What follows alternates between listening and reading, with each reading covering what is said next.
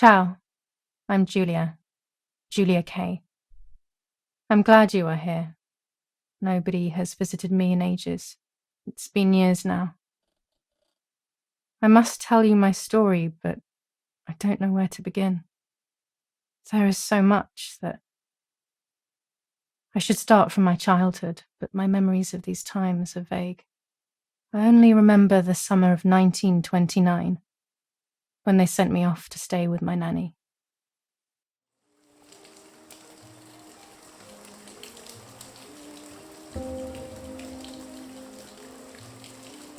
Nanny, will you tell me the story of the White Lady? No, little sparrow, not tonight. A fog is coming, see? Yes, I know that when it's foggy, the lady kills young women. But why is she so evil? You see, Julia, pain and suffering can make us do evil things, even if we're not actually bad. Just like soldiers have to kill other soldiers. I like the lady, I've decided, Nanny. She must be in so much pain. The poor dear. She still scares me a little, though. Soon I'll be a young woman, and she could kill me. Does she kill those who love her? Of course not. That makes me feel better because I love her. But what about Martha? Would she be in danger? Your sister is with your mother, so do not worry. Do you miss them? No. I mean, yes, I miss Martha a little, but I love spending time with you. Now, go to sleep, little sparrow. It's getting late. Okay, Nanny. I'll go to sleep and dream of the lady. Was she beautiful? She was beautiful. Yes, very much so. Then she'll be beautiful in my dreams. And will I be beautiful just like her? You'll be even more beautiful. Listen, Nanny. Since the lady won't harm me because I love her, and since you're not a young woman, could you tell me her story, even if it's foggy outside? Please. Oh, please, then I'll sleep. I promise. Oh, all right. You always get your own way.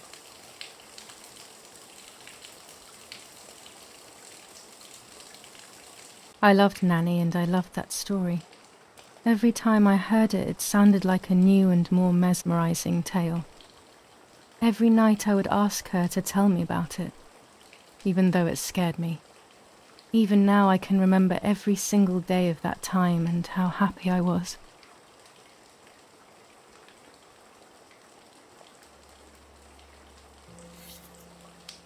According to an ancient legend, the lakes of the area are haunted by the spirit of a young woman who was killed by the man she loved.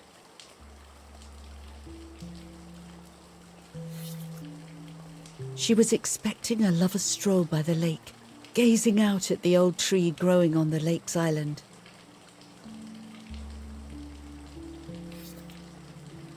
So much hope and desire, but death, not love, was awaiting her. Oh, the poor dear. That's not fair. Life isn't fair, Poppet, but that's the way it is, and we must learn to deal with it. Okay, I'll try, but it makes me so mad. Keep on reading, Nanny. In despair, the man confessed he had killed her out of jealousy.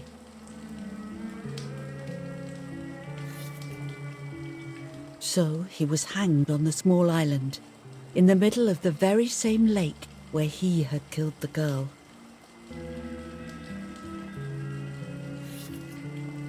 They searched everywhere, but the girl's body was never found.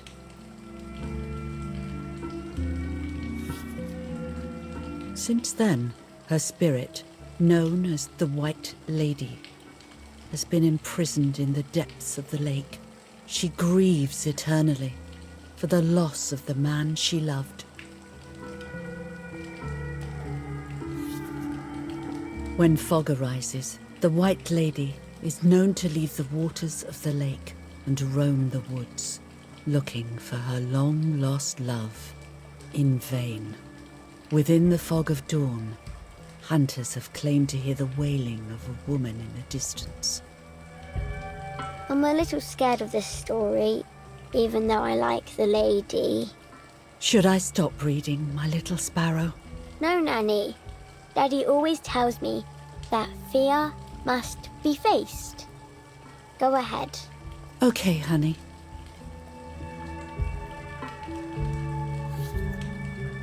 Every time the sad memory of the night she perished stirs in her soul, she takes the life of a young woman by slaying such a life in its youth. Even just for an instant, the lady feels free from the burden of her pain.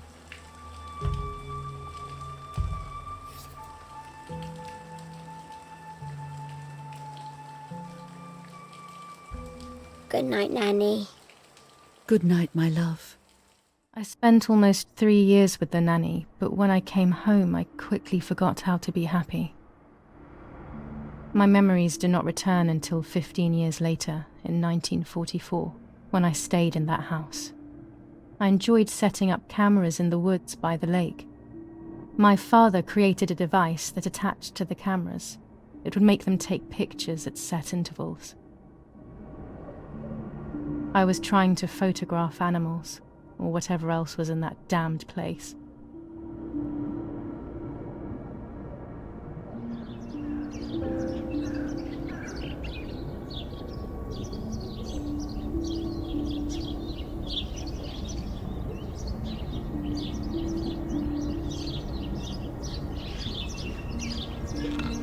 Reel off the film.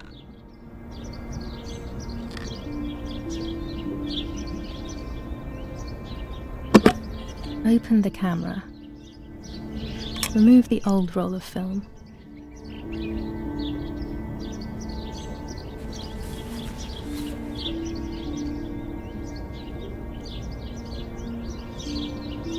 Put the new film in.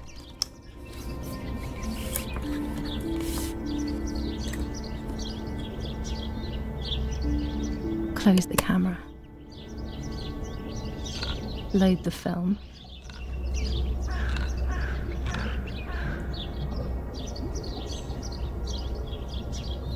Activate the timer.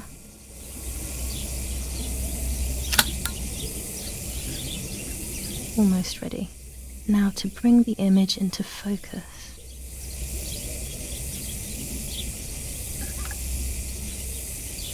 There's something floating on the surface of the water. If I frame it better, I might be able to see what it is.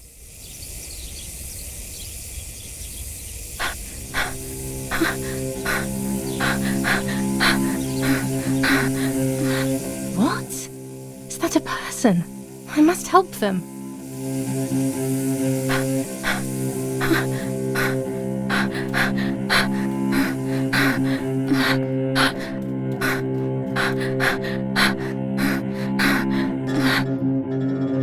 I was horrified at the idea that someone might have drowned in my lake. The lake was my world, where I would spend entire days daydreaming. I would lose myself in my thoughts, but that was a rude awakening. So terrible.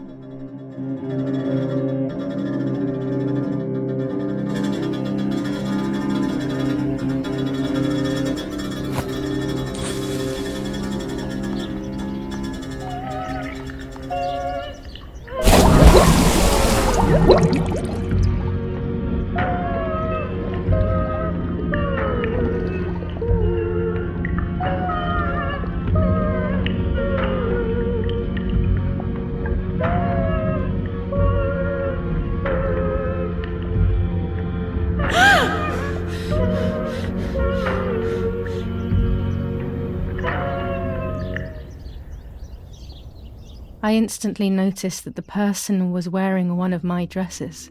I was scared. I dragged that lifeless body as best as I could to the shore, trying not to drown myself. Only when I lifted her in my arms did I realize who she was. It was my sister, my twin, a part of me, dead. Impossible to comprehend. I was desperate. I didn't know what to do or to think.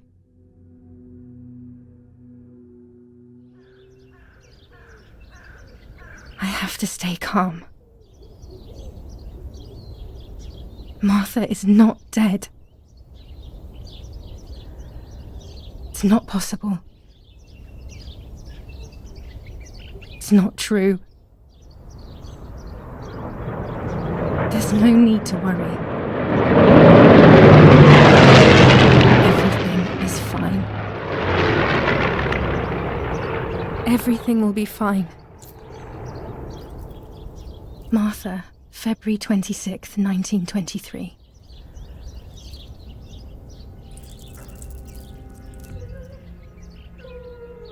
Is everything okay? Are you hurt?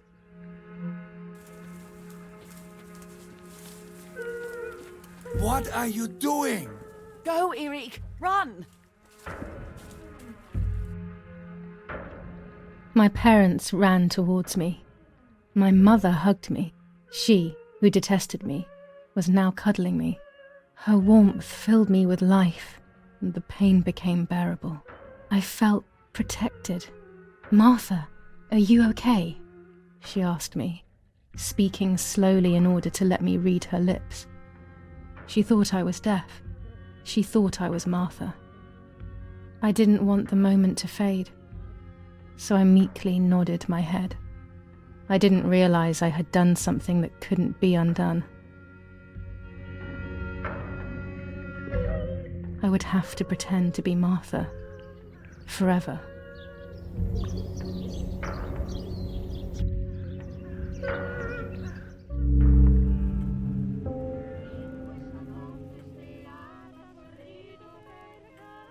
Praying is pointless.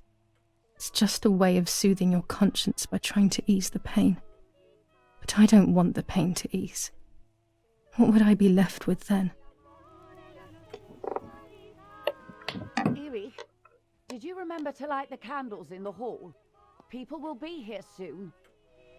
Mummy always finds something for everyone to do.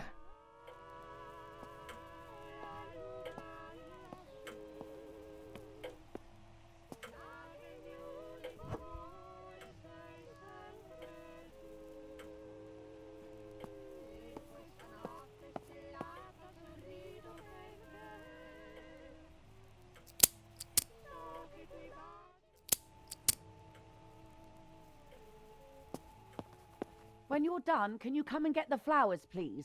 Or send Martha if you like. Never a moment's peace. Even at a time like this. She can't sit still for a second.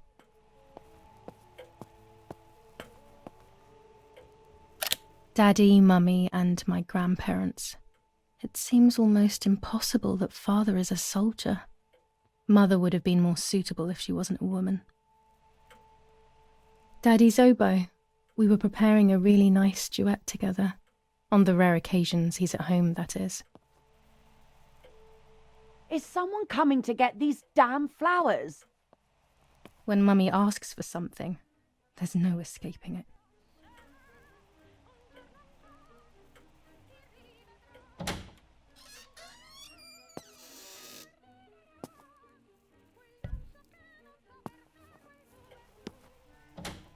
Everything always has to be perfect with her.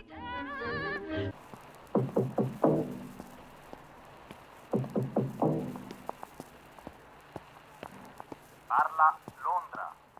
Trasmettiamo alcuni messaggi speciali. Felice non è felice. C'è stata la pioggia. La mia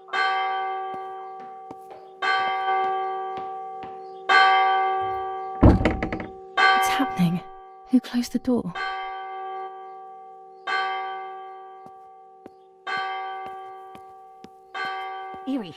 Eric, wake up. Do you think it's appropriate to sleep here, of all places? What? Yes. I must have fallen asleep. What are they talking about? You can't stay here forever. Why don't you go to bed? No. I want to stay with my daughter. Your daughter? Your daughter? You have another daughter, you know. The one who's still alive. Remember? What are you talking about, Irene? Julia is dead. What kind of comment is that? How can you?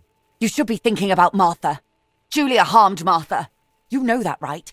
And as if that were not enough, she has now also abandoned her. It's the same old story. Everything is always Julia's fault, isn't it? Her fault for Marta being deaf and for you being infertile. Do you think it's the right time for this? Julia is dead, Irene. Dead. Someone killed her. Do you realize that? Of course I realize. I get it. Do you think I'm stupid? No one understands it better than me. She always brought problems. Only problems. It would have been better if she hadn't been born at all. You're crazy. I'm the crazy one? Me?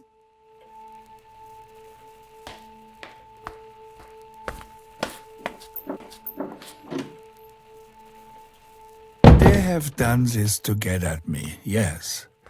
Your death is all my fault.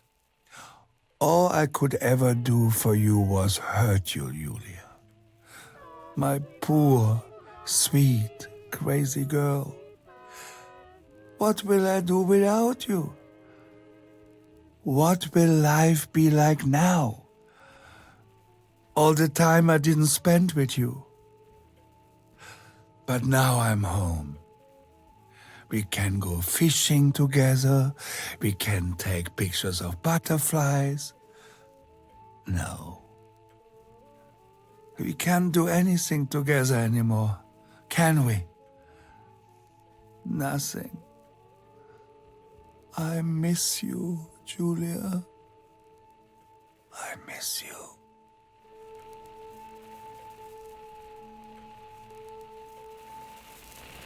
While American bombings continue to devastate the peaceful towns within the Elsa Valley, we have heard some tragic news from the area of La Ramola. The young daughter of German Army General Erich K. was murdered near her home. What possible reason could there have been behind such a cowardly act? This is what the Carabinieri, who immediately intervened, hope to find out.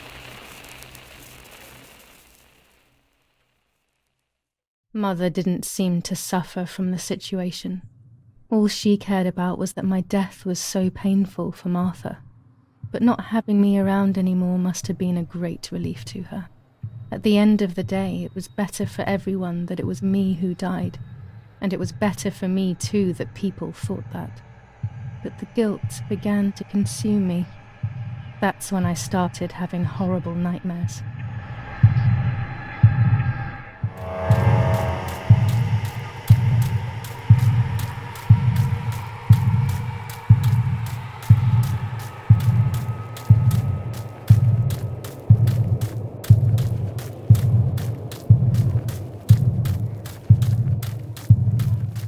Martha has lost her soul.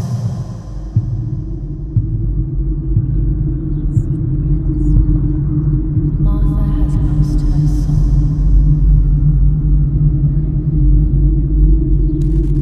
Martha has lost her soul. Martha has lost her soul. Martha has lost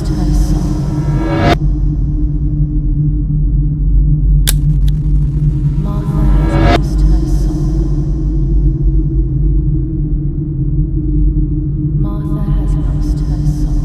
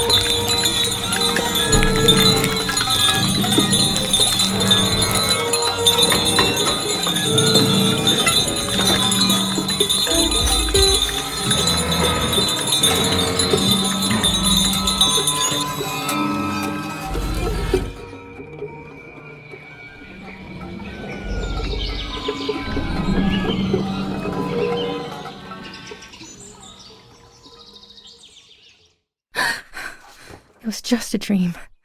A horrible dream. That horrendous woman and the face of my sister. I wish all of this was a dream and my sister is just sleeping in her bed. Instead, her bed is empty and this is reality. This is Martha and me at the festival of the patron saint. It was only a few months ago, and now...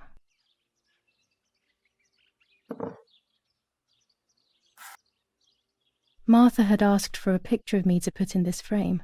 She wanted me to do one of those expressions of mine that made her laugh. Expressions that she couldn't quite imitate. She used to say that those were the signs of my soul. Can a photo capture the soul? Can I capture Martha's soul?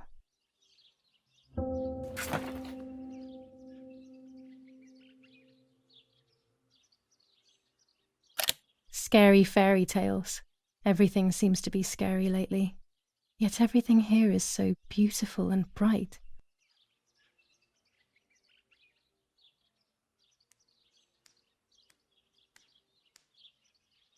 This is Martha's trinket box.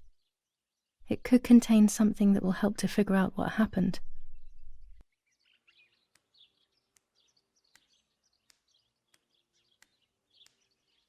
Martha's clothes. To me, wearing them will be like having her with me. Mummy will also be happy to see them. Or I could wear my clothes in the other wardrobe.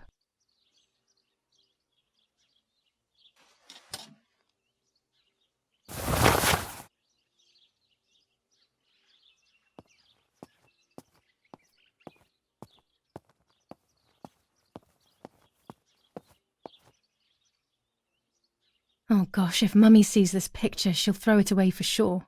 It's me and Lapo. I want to see him as soon as possible so we can mourn Martha's death together. The butterfly collection that Daddy made for me.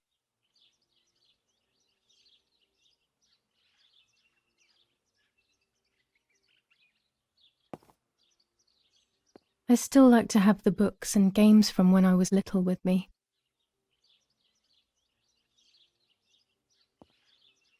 Nanny will be visiting me soon.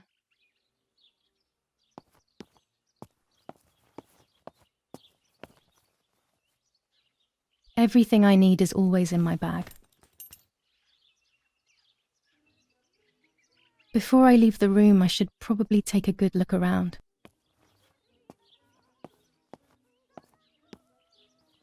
I always keep my trinket box locked. It's me with the nanny.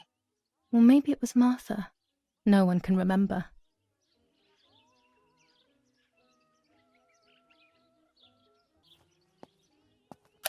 My dress. The one Martha wore when she was...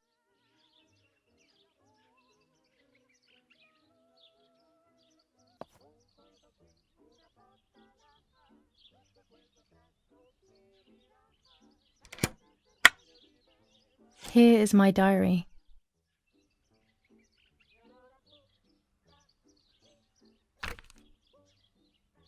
July 12th, 1944. This is a new diary. We moved here today and I forgot my old one back at home. But that's okay. A new chapter in my life, a new diary. They say they brought us here for our own safety. Daddy, the war, and everything else. Nanny gave us her house and she went to look after the mansion. It's weird being back here after so many years. I remember Nanny telling me the fairy tale of the Lady of the Lake. It's one of the few happy memories I have from when I was little. Nanny isn't here and that's a shame, but Martha is here with me. I also get to see Lapo more often, which is wonderful. He's always hanging around here. Mum is thankfully too preoccupied with fixing up the house to worry about me. At least for now. July 16th, 1944. There's something creepy about the woods. Every time I'm at the lake, I get a strange feeling. Maybe it's the legend of the White Lady playing tricks on me. I get weird ideas. I think that there is this presence. Then I think I'm just being crazy. Anyway, crazy or not, I want to take some pictures. I'm not scared. In fact, I'd say I'm excited. I've made arrangements with Martha. She's coming to the lake with me tomorrow to set up 2 new cameras with timers, and we'll see what we can photograph. Not before a good swim, of course. To be honest, Martha doesn't like photography all that much, and recently she's gone off swimming too. But she does like spending time with me by teasing me. Then when she gets bored, she disappears into her books, and I do my own thing. We feel right when we're together.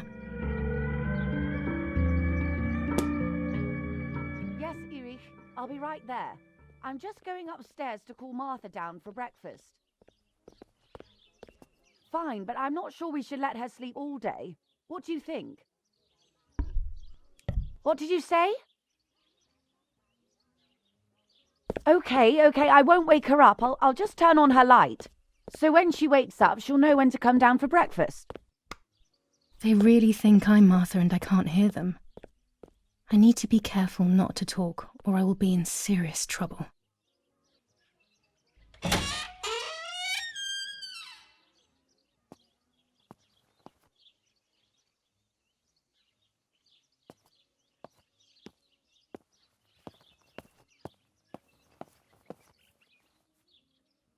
Dad loves these prints of Florence.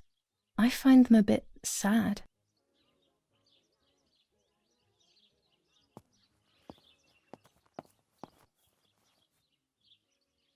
It's locked. Strange. Why did they lock my room?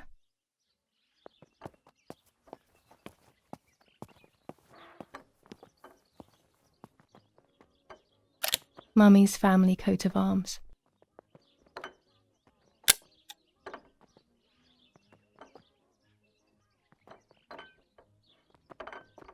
Martha's breakfast is ready. We can go. Yes. It's getting late. Did you leave the newspaper for Martha? You know how much she likes reading it. Yes, Irena. It's on the table, can't you see? And that camera, are you leaving it there? Yes, Irena. Can't you leave it there for a few more days? Do you mind? It was for Julia. I will take it away soon. I promise. The thought makes me so sad. Seeing it there is as if... I don't know how to explain it. All right. But let's go now. We have too much to do. We can't stay here all day talking. Mummy is right, though. Martha always read everything. It's me who will now read the newspaper instead. They'll be out all day. The funeral preparations will take them a long time. Everything is more complex with the war. Over the next few days, I will see little to nothing of them.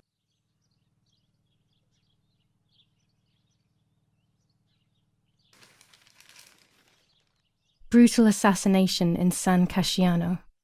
Julia Kay, a young woman from a respectable family, brutally murdered near her home.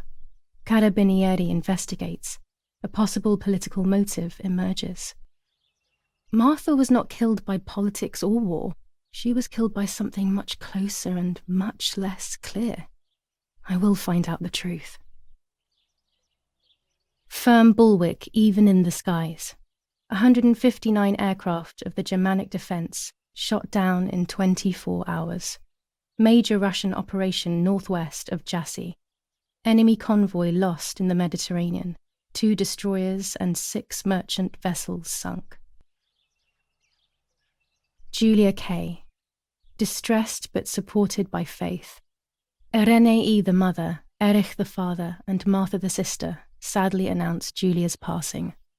The funeral will take place in La Romola, Thursday, July 20th at 9:30 p.m., departing from the property of the deceased. First improvements in food registration. Bread rations increased by 50 grams per day as of April 20th, a kilo more every month of soup ingredients, reforms to the treatment of agricultural workers, and an unexpected distribution of jam.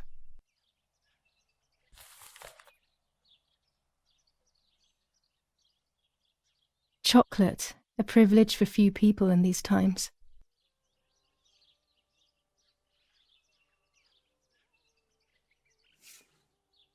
For Julia, to take more and more photos.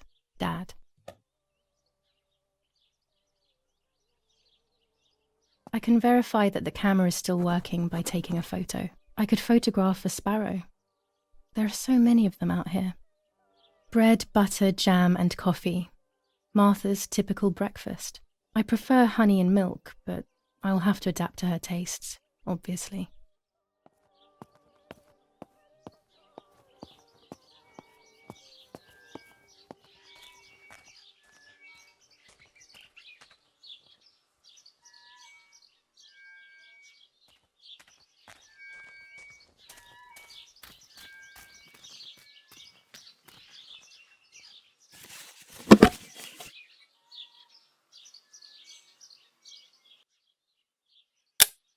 Excellent. I've taken the picture, now it's straight to the darkroom in the cellar to print it.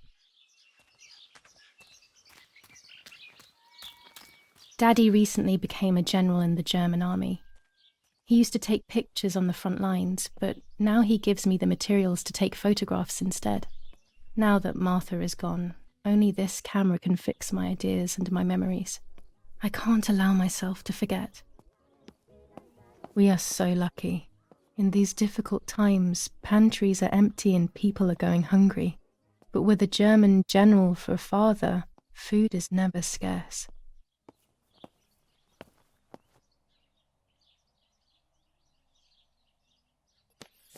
Lorenzini haberdashery. 5 meters of grey cotton fabric. 6 meters of white linen fabric. 4 meters of green satin. Delivered on June 5th, 1944.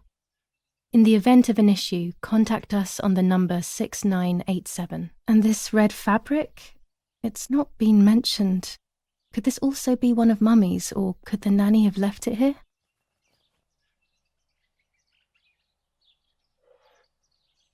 These could be of use to me.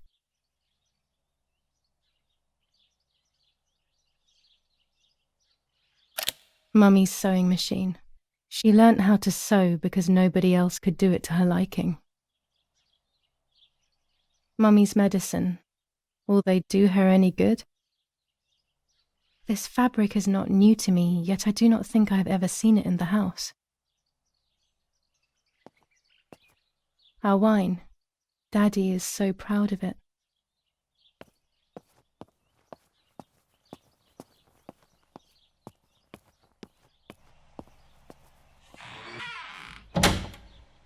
Daddy set up his darkroom here. He doesn't take photos anymore because of his work, but photography is still his true passion. I'm allowed to use the darkroom when I want to.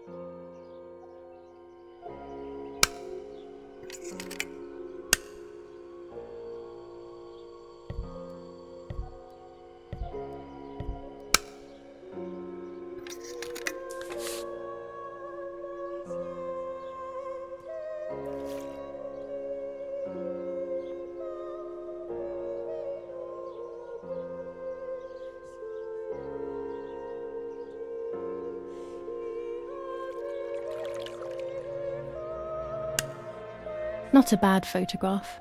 It seems that the camera works perfectly. Now I can take a self-timed photo for Martha's frame.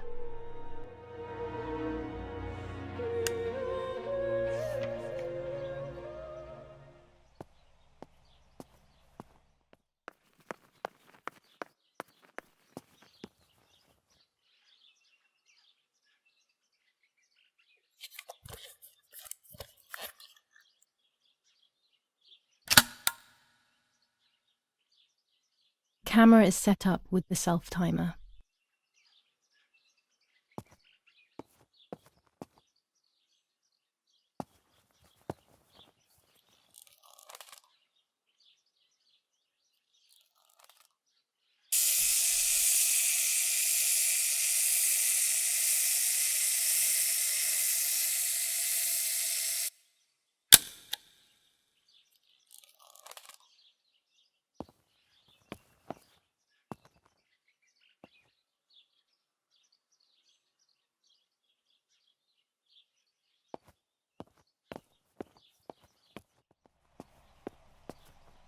It's always a thrill to develop a photo. You can't see anything at first, yet something invisible is captured on the black film, a kind of ghost. That invisible breath then returns to reveal the reality from which it was torn. There are those who say that photography steals the soul or captures it. That's why they used to photograph the dead, but nowadays almost nobody does it anymore. Even if it's just a delusion, I want to photograph Martha. I want to have a small reflection of who she was with me, but I have to do it secretly or they'll think I'm crazy.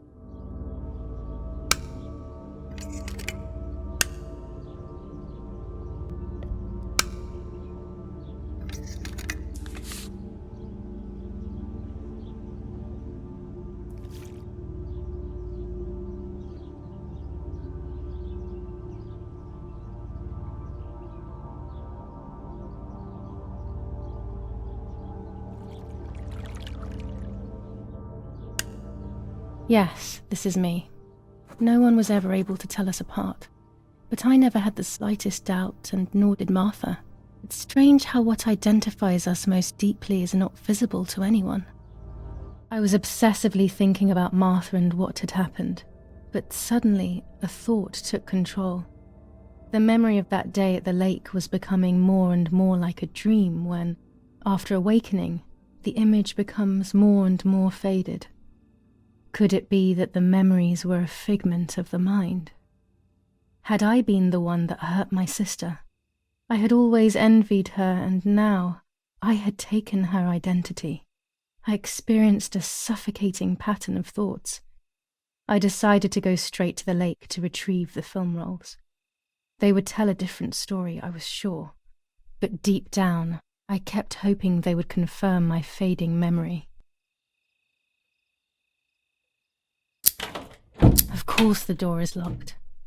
The keys aren't hanging on the lock as usual, then they will be in Daddy's study. We live in fear now. My parents are not going to let me go to the lake anymore after Martha's death. So this is the right time. I need to know. The self-doubt I feel is eating me up.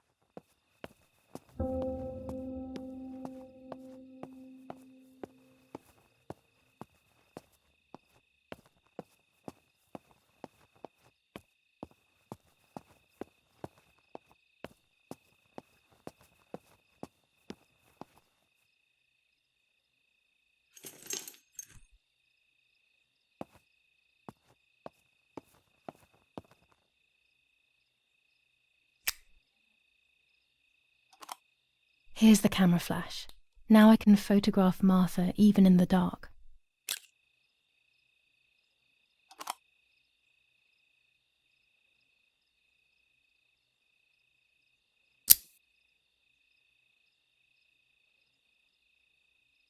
Daddy's stuff. War maps. I've heard everything will play out on this new defensive line.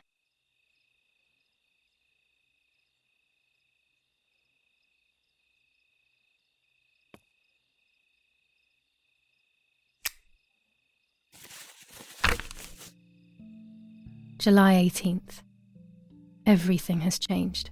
I feel like a different person. The best part of me left with Martha.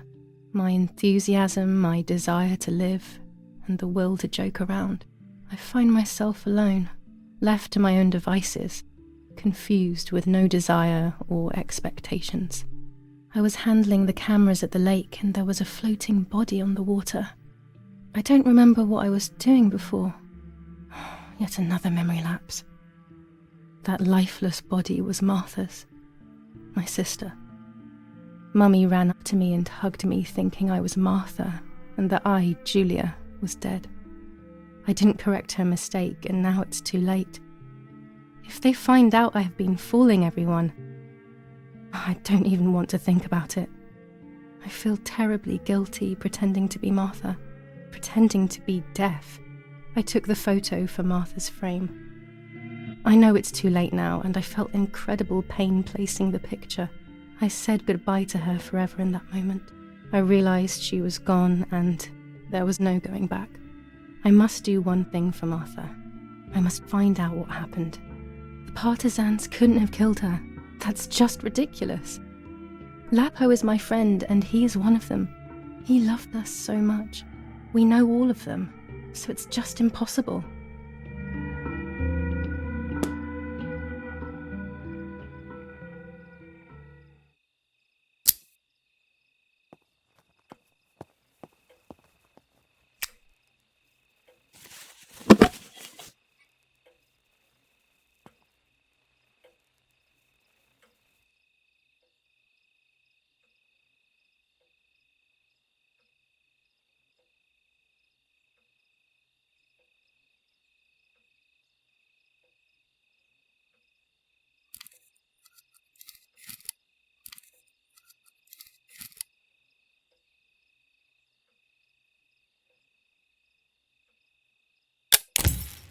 Done. It would be nice to have you always by my side, even if it's just a picture.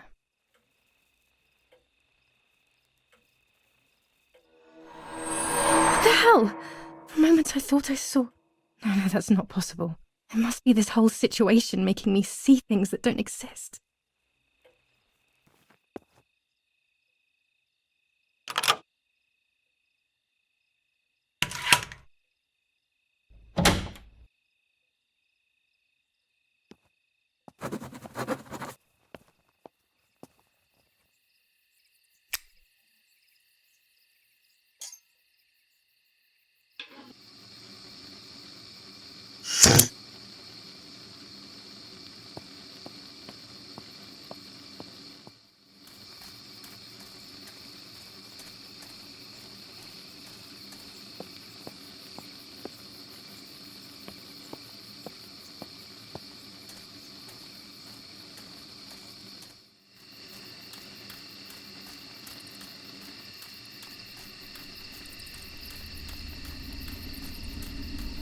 I love the night, but this night scares me. In the dark, I can feel all the harm I've caused. It's getting closer with each step. I feel it brushing up against me like a cold wind. I hurt Martha. The closer I get to the lake, the more certain I am of this. How could it not be? I killed her to steal the love that everyone felt for her but didn't feel for me. How could I have done such a thing?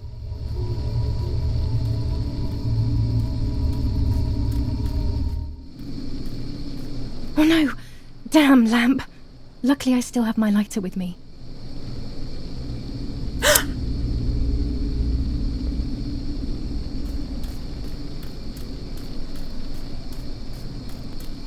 The cameras are somewhere around here.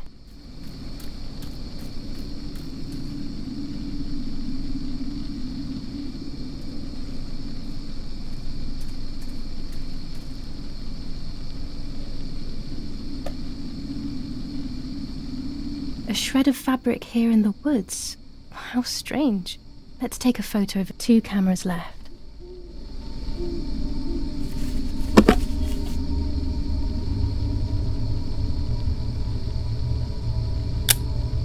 How could it have ended up here? It looks familiar.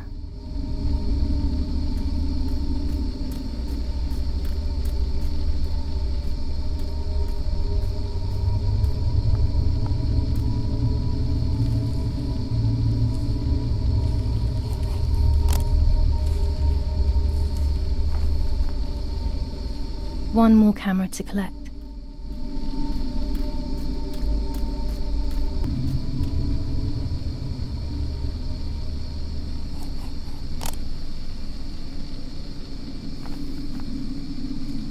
That's it. I've got them all. These films are going to help me understand what happened. Now I should rush home to develop them.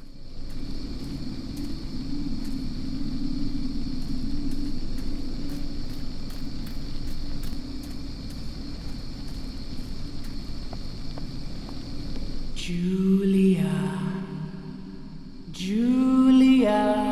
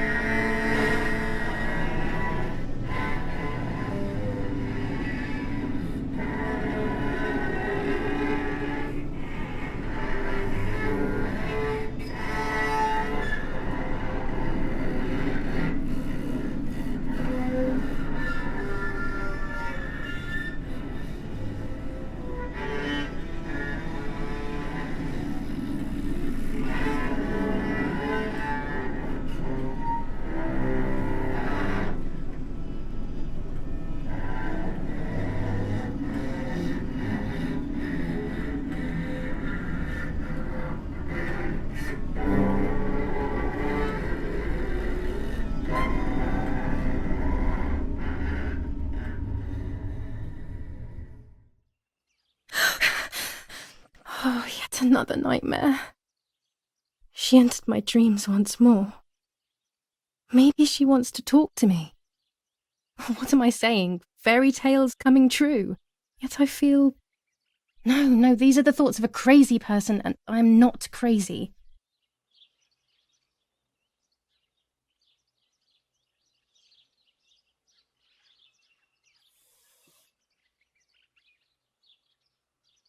Oh, damn it, what's all this blood? I'm not due yet, and there's a lot more than usual. What's happening to me? Am I going to be joining Martha sooner than I thought? I have to wash up and do what needs to be done. If I'm sick, I have little time. The truth awaits me. It must be hidden within those rolls.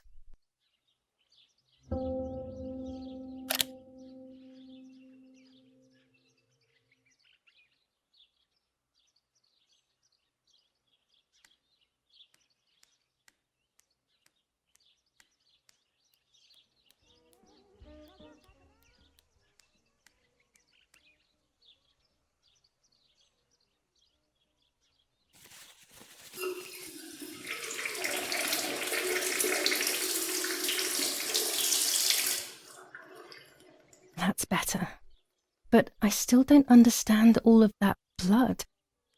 That's never happened to me before. But I'm not going to tell my doctor. Otherwise he'll make me stay in bed and rest.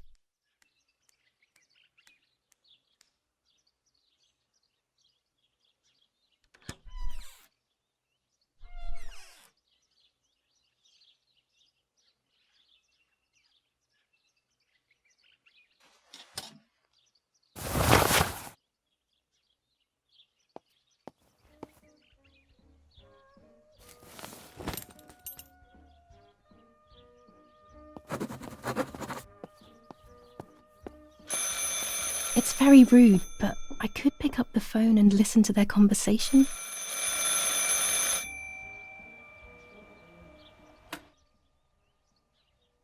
How are you doing today, Rennie? I'm worried, Father. Very worried.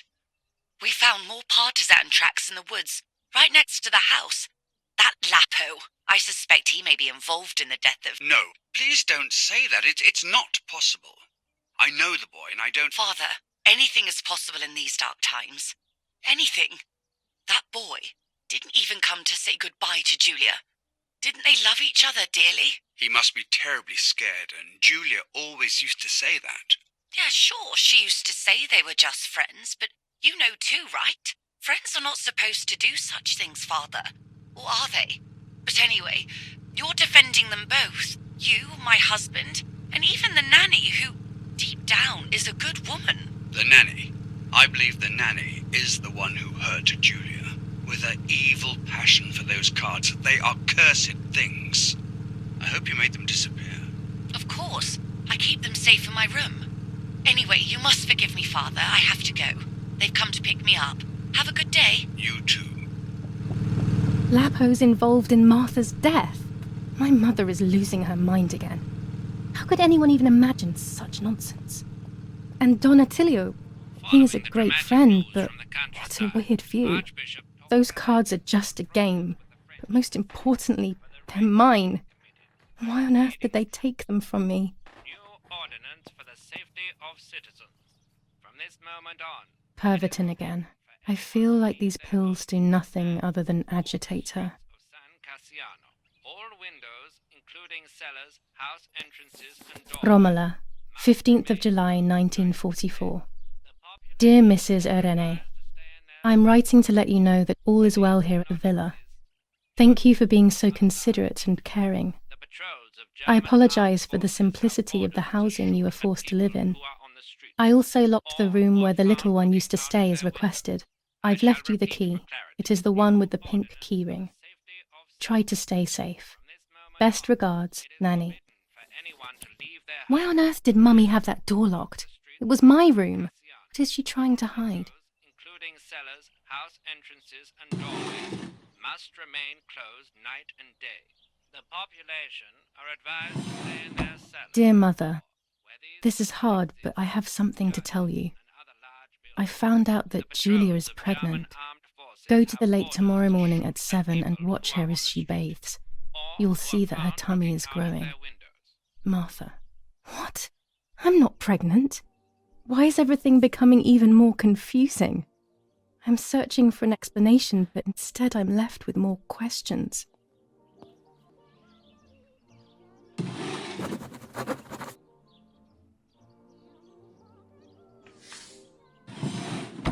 Here are my cards. Nanny and I always used to play with them. She would predict my future and I pretended to predict hers. The future was always good for everyone. Maybe when she read them, she saw my true future, which she hid from me. Or more likely, these cards are actually just a stupid game to reassure and deceive oneself with. But deceiving oneself is sometimes necessary. How can we live happily otherwise?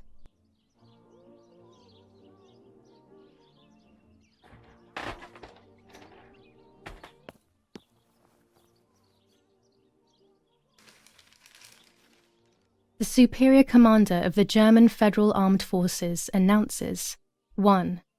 Whoever is in possession of weapons or explosives not reported to the German headquarters will be shot. 2. Whoever harbours bandits and or protects them and provides them with clothing and or weapons will be shot. 3. Whoever is aware of the existence of any rebel groups or even lone rebels, without reporting them, will be shot. Italian workers in Germany. The following rules are in place for workers who voluntarily work in Germany. A commitment of a maximum period of 1 year before returning to Italy. War rages on the Eastern Front. An attack launched by the Soviets after hours of cannonade. The fight on this front has been going on for a long time. Fighting in Normandy. Victorious Germanic counterattack on the road from Perriers to Carentan. Pont Heber reconquered north of Saint-Lô. Many US losses caused by the flying bomb action.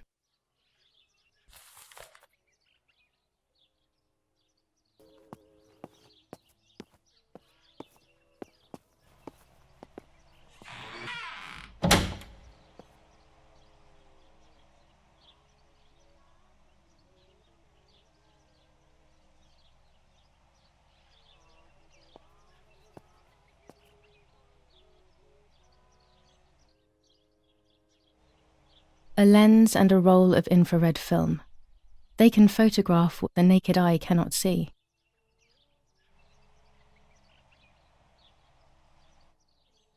With this lens, everything gets bigger.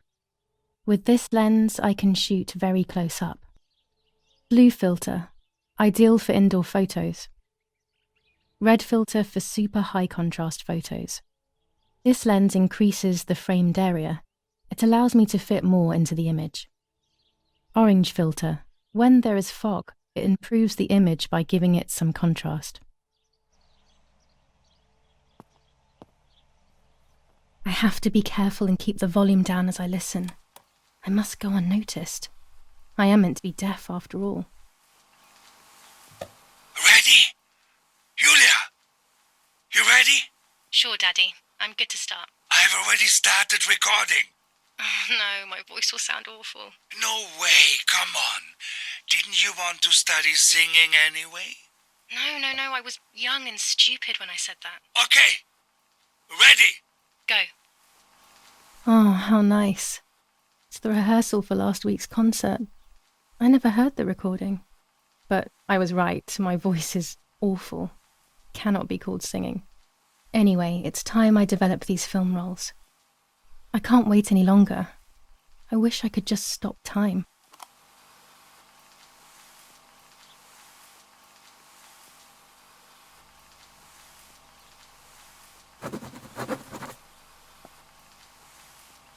These images could change everything.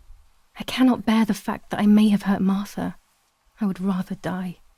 Damn my head and these memory lapses. It's such a pain not remembering. It's like getting lost inside yourself.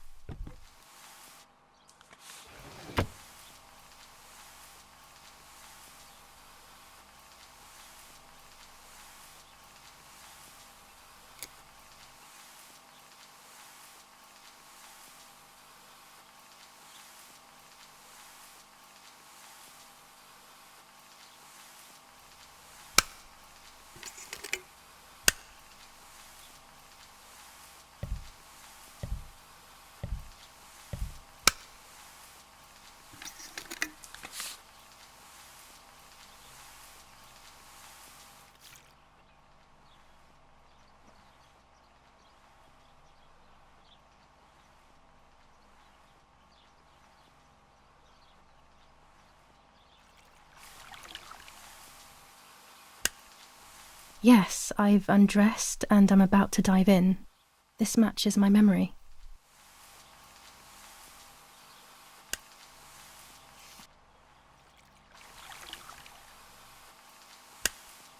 I'm carrying Martha to shore. I'm trying to save her. My memories, although fuzzy, do match reality. I feel a little better. Now I can find out who really hurt Martha. Maybe I should meet with the White Lady. She might be able to tell me something. Is this crazy talk? Yes, definitely. But what's normal about any of this? Maybe you have to be a little crazy to get anything done.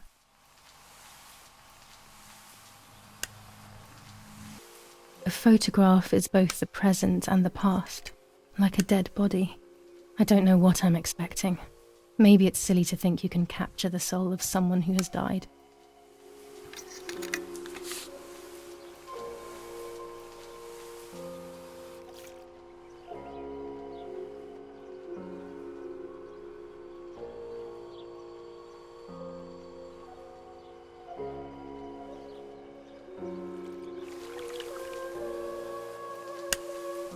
Her face can't tell me anything anymore.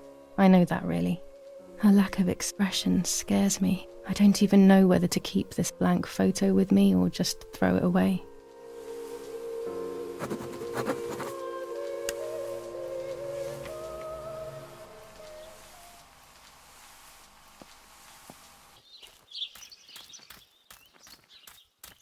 This is the centre of our farm, but since we moved here, it hasn't worked like it used to. Security matters, Daddy says.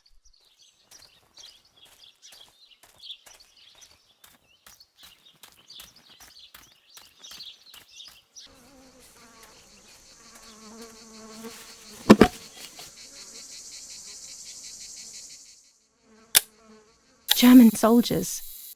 Daddy ordered patrols to be carried out near the house, but how could they have lost a helmet? God only knows. Los, schnappen wir uns diese...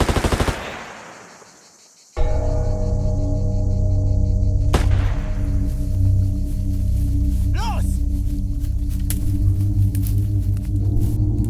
Hey, hey, hey! Los geht's! Hier lang! Hier drüben! Oh, hey! Vorwärts! Hier! Sie sind da lang! Verdammt! Los, laufen! What is going on here? What are the soldiers doing? It's dangerous, I know, but I want to follow them and see what's happening. Verdammt!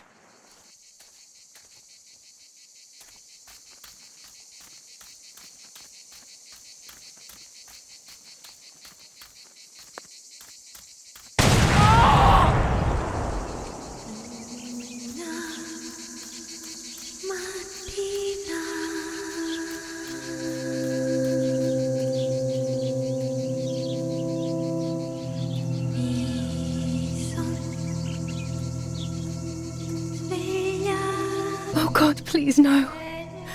Lapo, my dear friend. What have they done to you?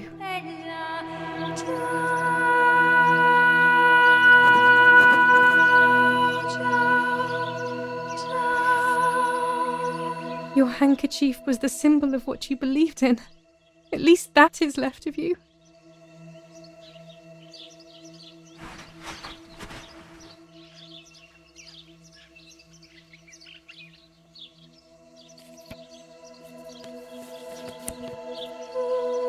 Dear Julia, are you surprised that I've addressed this to you and don't think you're dead? Everyone calls you Martha now, right? I know you too well. I can never understand why no one else can ever tell you apart.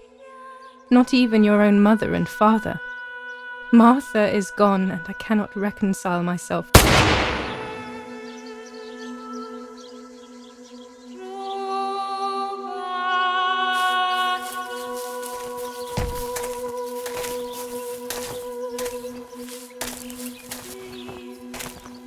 Du hast ein Mädchen erschossen, du Idiot!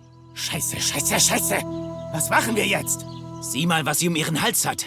Sie ist eine von ihnen. Es musste getan werden. Sie ist die Tochter von General Erich K., du verdammter Trottel! Sie war die Freundin von diesem armen Kerl. Oh, verdammt, jetzt sind wir wirklich am Arsch! Scheiße, lass uns abhauen! Aber sie lebt noch! Sie liegt im Sterben! Siehst du, wo du sie getroffen hast? Sie ist bestimmt schon tot. Wir müssen jetzt abhauen, sonst sind wir auch bald tot.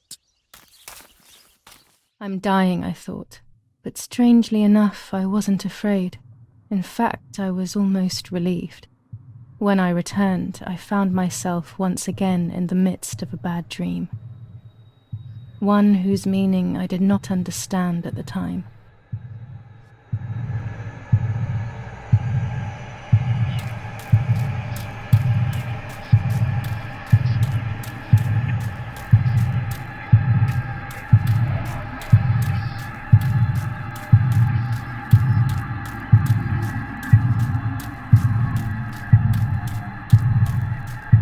give you back your parents.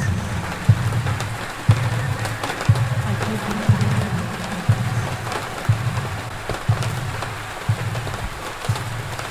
you back your parents. I give you back your parents. I give you back your parents.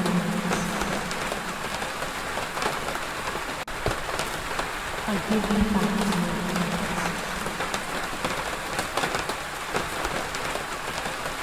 I give you back your parents. I give you back your parents.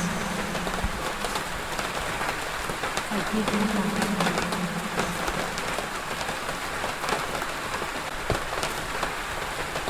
I give you back your parents. I give you back your parents.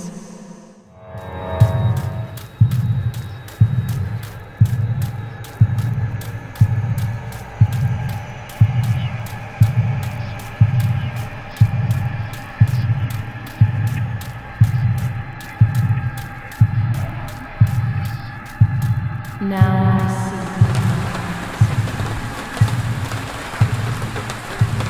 Now I see. Now I see.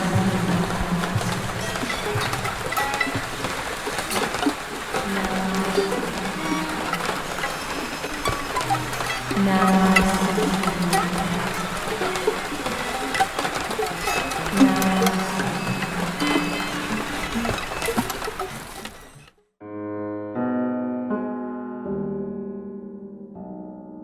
Two sisters were destined to die.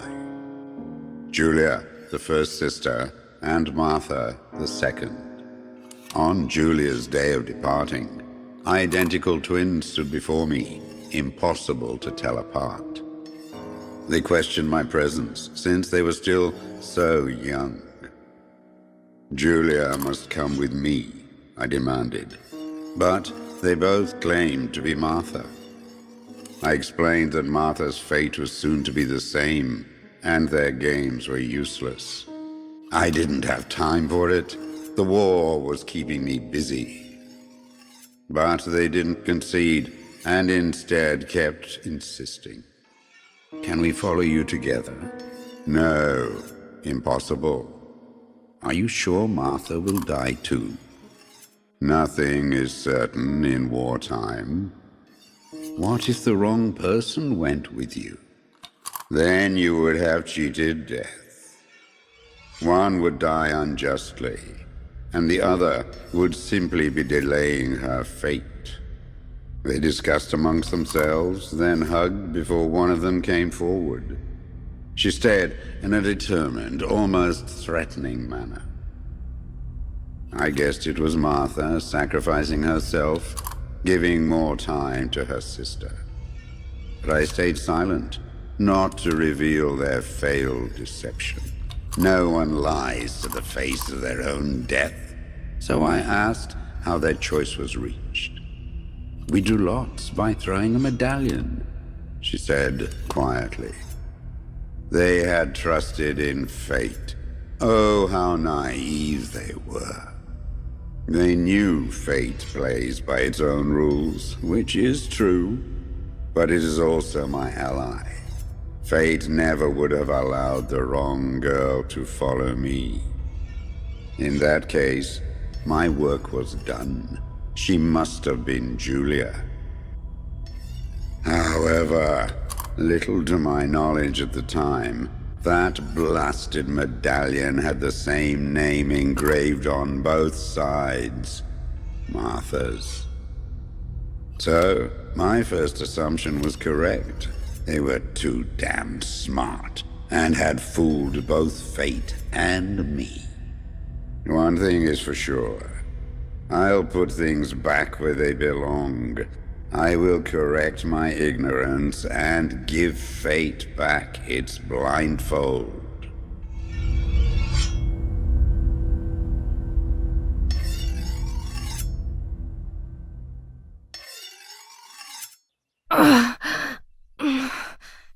Damn, this hurts so bad. I can hardly breathe.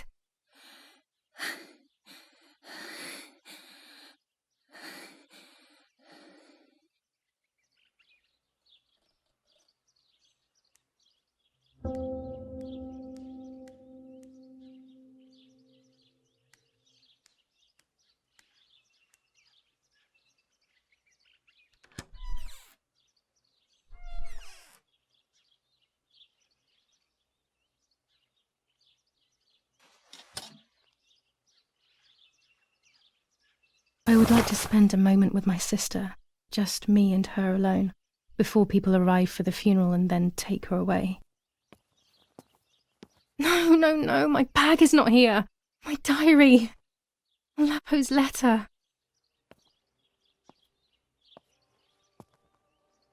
How is she?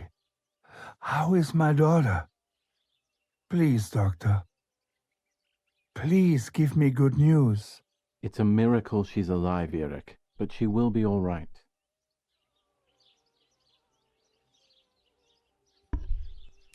The bullet passed right by her heart and exited her chest. Unbelievably, it missed her lungs, spine, and heart. She could have been paralyzed or died. But thankfully, she's fine. I examined her thoroughly. She didn't even lose that much blood. She was lucky. And you were lucky, so to speak. She was lucky that my wife went for a walk in the woods. Otherwise, she would have bled to death, yes. I don't know what to say. All of this, it's too much. So much death and suffering. Nothing more. Don't worry, Eric. She's young, so she'll recover quickly. I'll be here all day anyway. Thank you, doctor, for everything. Do you mind coming with me to pick my wife up from the cemetery? The funeral will start soon in the chapel. Of course not. Lead the way. You know, with all of these preparations for the funeral, Irene wants everything to be perfect. It's her way of coping, so she doesn't have to think about everything going on. She is a woman who has suffered so much. Maybe too much.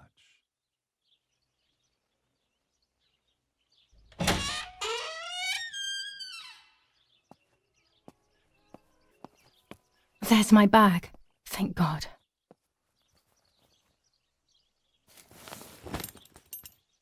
Let's hope Lapo's letter is in there.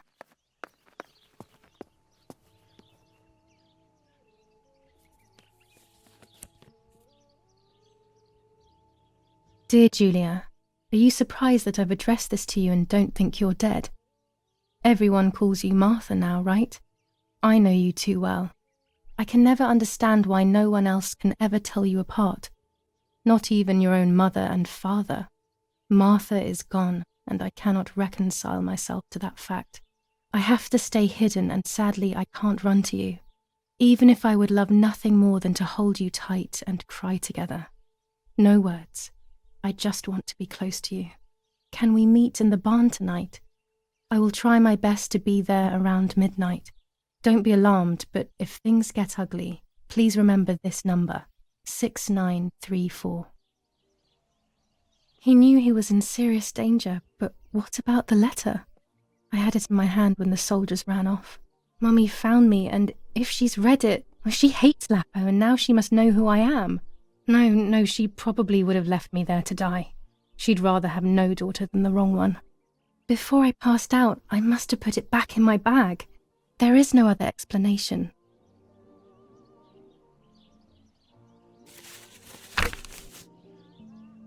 July 19th. I retrieved the cameras at the lake, but I had convinced myself that I was the one who had hurt Martha. So much so that when I had the rolls with me on the way home, I found myself in another horrible dream. I don't even remember going to sleep. As soon as I woke up, I developed the film. The photos confirmed to me that my memory of that night was correct. It was a great relief. I have decided to go back to the lake in an attempt to communicate with the White Lady. I know it's a crazy thought, but I can't get it out of my head. I need to know what happened to Martha, so I must pursue every possible avenue, even the path of insanity.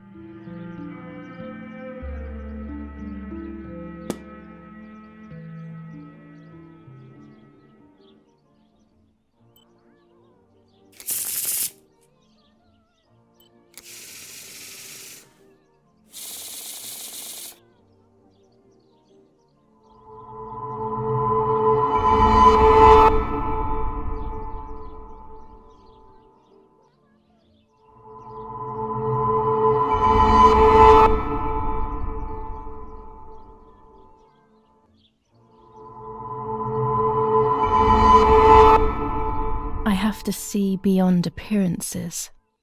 There are those who betray me and speak ill of me, but someone will know how to give me the right advice.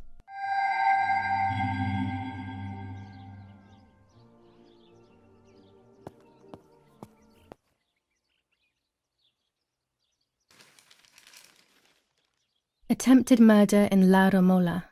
After the murder of Julia Kay, today her twin sister is the victim of another attempted murder. The condition of the young girl, found by the German troops, is no cause for concern. The political motive behind this is becoming all the more clear. But that's not what happened. It's all wrong. Mummy was the one who found me. The German soldiers shot me. Best to stay quiet. No one ever believes the truth. Even in Florence, the war is beginning to be felt. Supplies are starting to run out. Bread may only last a few more days. Prices are rising dramatically. Meat can now be found for 100 to 140 lira per kilo. The gas has been cut and there is no coal. New ordinance ban on the use of bicycles.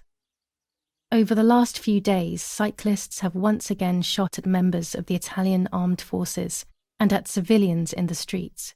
The offenders will be punished in accordance with German martial law. The Battle of Tuscany. German operations in the Livorno area. Extremely violent fighting in the streets of the city.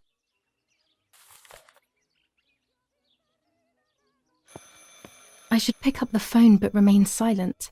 If I let the caller speak first, I'll find out who it is.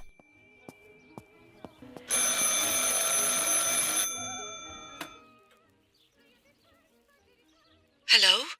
Ma'am? Can you hear me? Is there somebody there? Mr. Eric? It's the nanny. I can confide in her. Nanny? Hello, it's me. What? Hello? Oh, my lord. I must be dreaming or something. No, Nanny, you're not dreaming. It's really me, it's Julia. Oh, my God. Julia, my little sparrow. How wonderful. Sorry, but I thought you were dead.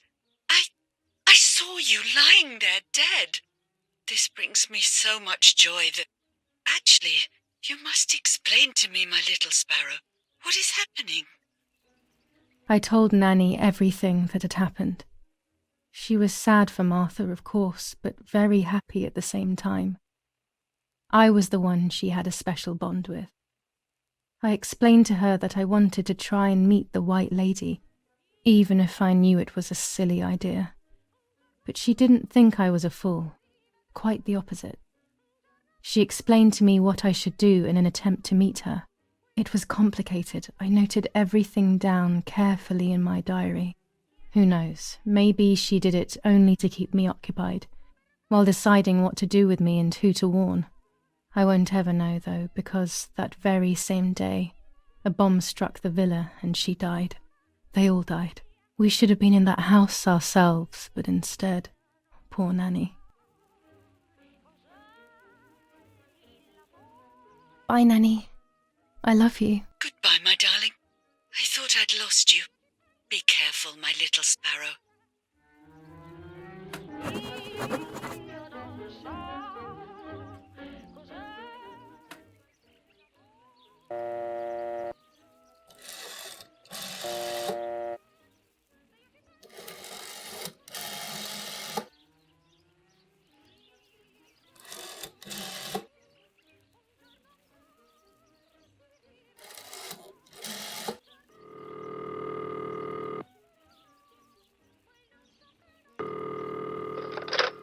You've called this number. Damn, Lapo must be dead then. Rest in peace, fair comrade. Yes, Lapo is dead. I am due... No, don't talk. We don't need to know who you are. By calling this number, it means Lapo wanted you to complete his work. A telephone cable near the house of German General Erich K. has to be cut. One goes to the house, but there's another cable we suspect is connected to a secret base. That is the one that has to be cut. If you see any German vehicles around, let us know immediately. We won't use this number anymore. It's dangerous. Use a telegraph. That will be safer. I hope you know how to use them. Otherwise, you'll have to come up with something. This is important. frequency X. Before the message, telegraph town on fire to identify yourself. Long live the homeland. Long live the liberation. Should I sabotage the cable and become a spy? I don't know. My father is German. It would be like betraying him even though he himself hates this war. But what happened to Lapo and those guys? If I can save someone's life, maybe I should try. Or maybe I can talk to Daddy about it. He may be able to advise me on what to do. Don't even know the first thing about all this. What were you thinking, Lapo? To cut the cable, I will need sharp scissors. Tailor scissors should be fine.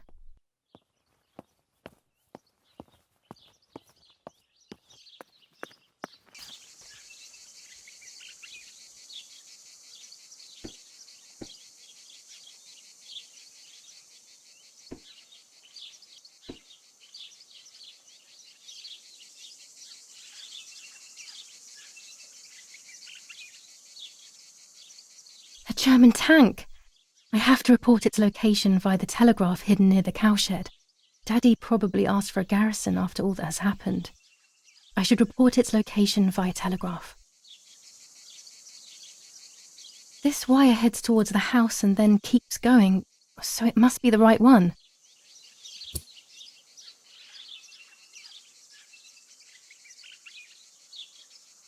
Now all that remains is to go to the telegraph near the barns.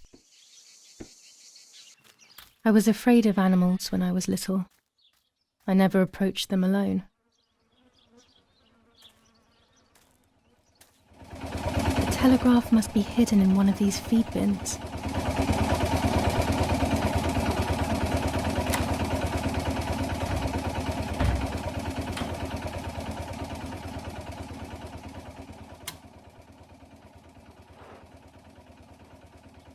I have to start every message with the code word. I saw the tank on the road, and the road is near the house. I guess I have to communicate something like that.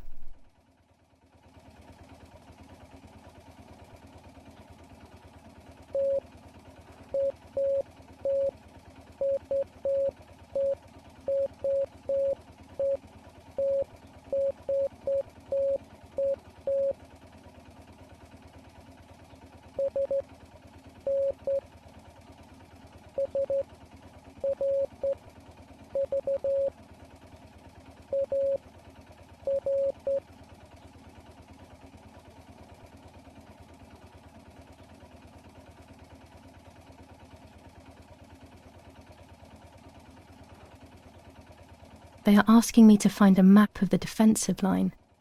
There is one in my father's study.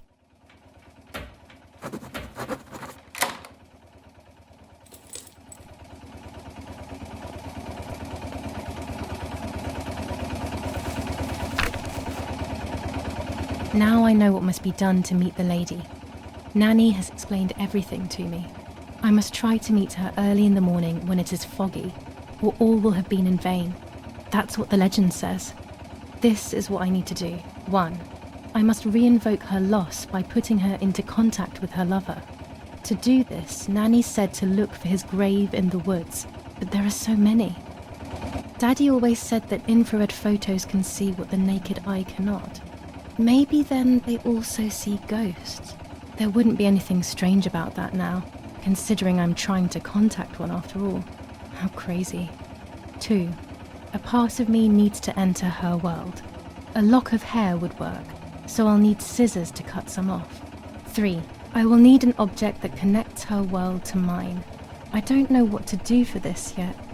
Hopefully something will come to mind when I least expect it. 4. To communicate with her, I will need to use my tarot cards. I will meet with the lady on the island where her lover was executed.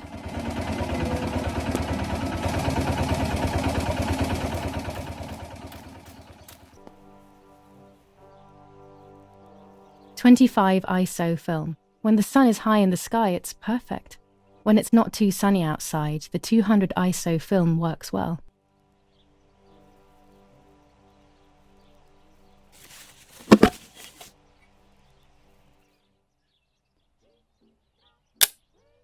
That's it. Hopefully the image comes out clearly.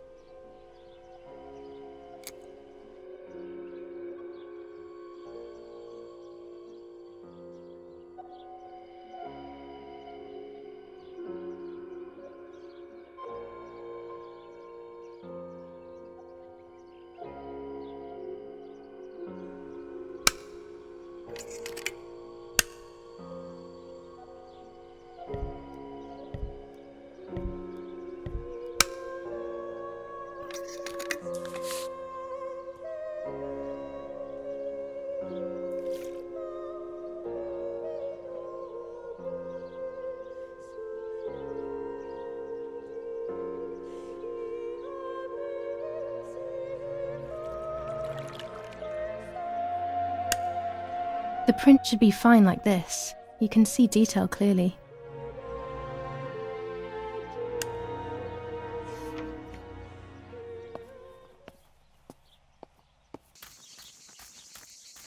According to Nanny, this was an old windmill. It has been abandoned for as long as I can remember, and it has always given me the creeps.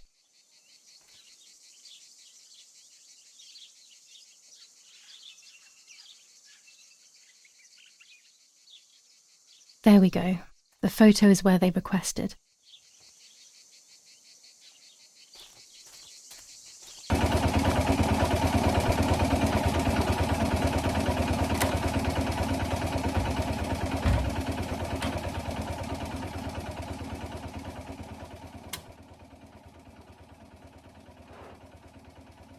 I have placed the photo where requested, so I need to find the right words to communicate it. Oh, and of course, I need to remember the code word.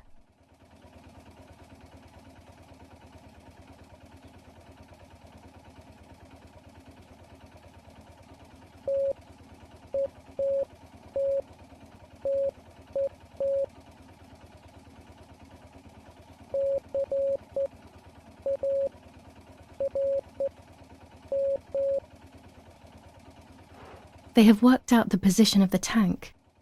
I should confirm that I've understood their message with received.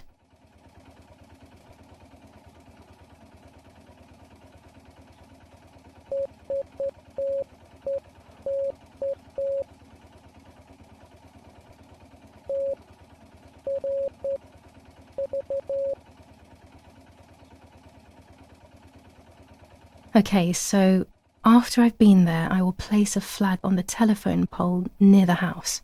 They will then know that I have accomplished the task. Easy peasy.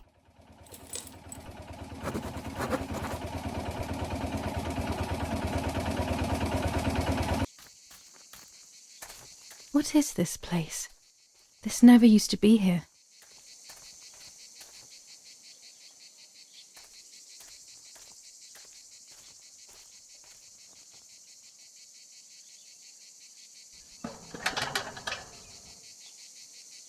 Oh, it's closed from the inside. How can I get in?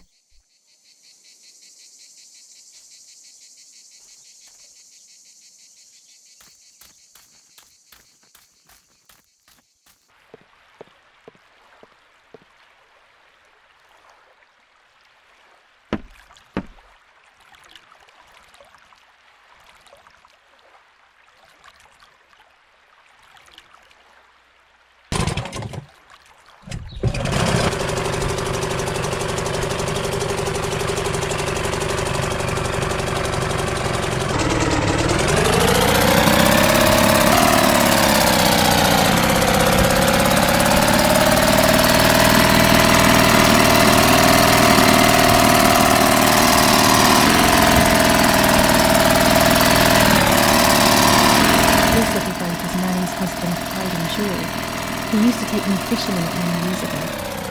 I don't understand why. This old culvert used to be covered in bushes.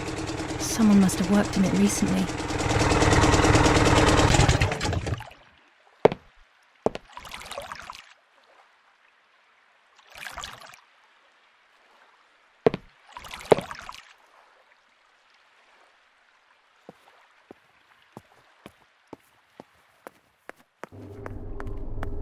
Tunnel? Here? It wasn't there when I was younger, I'm sure of it.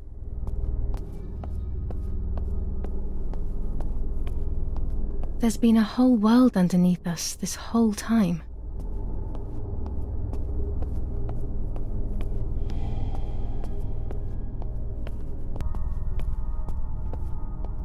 When was this place built? I didn't know it even existed.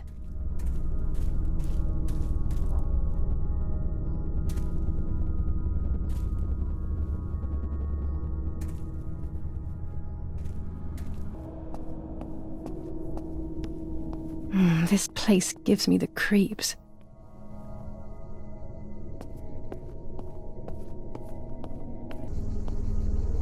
This must be a dormitory, but no one is here. Who knows why?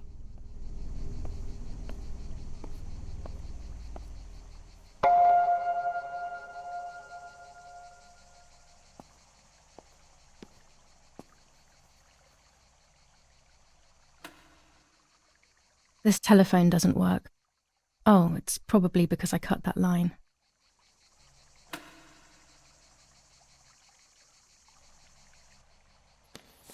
Dear Brunhilde, the heat here is killing me. We have been trapped inside the tunnel. It seems that Command are preparing for something big, but they are not telling us what. The other day we went out on patrol and accidentally shot a young girl. I will carry the weight of this guilt for the rest of my life. I love you always. The hope of seeing you again is what keeps me going. T. The soldier who shot me, he thinks I'm dead. I don't feel any resentment. We are all hurting so much.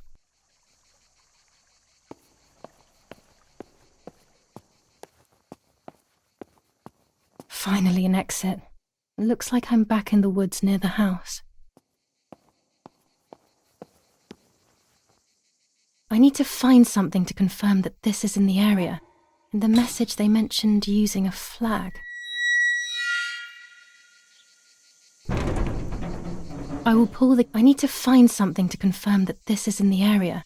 In the message they mentioned using a flag. This must be a dormitory, but no one is here. Who knows why?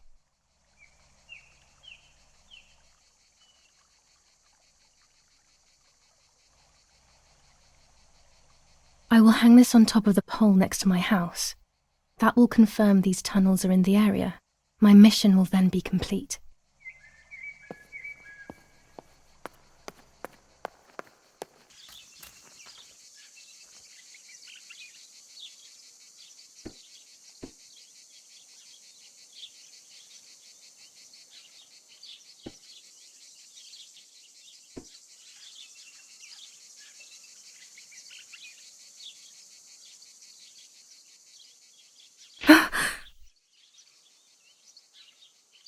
I have done everything they asked of me. That's the end of it. That's the end of it. I hope I made the right choice.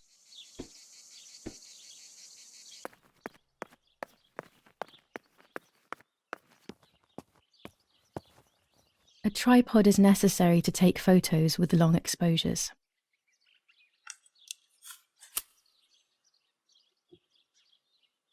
I have found what I need to take infrared photos. These workbenches fascinate me. I would love to learn carpentry. This is where Nanny's husband made my dolls. The puppets I used to play with were made here. I never knew that when I was a child.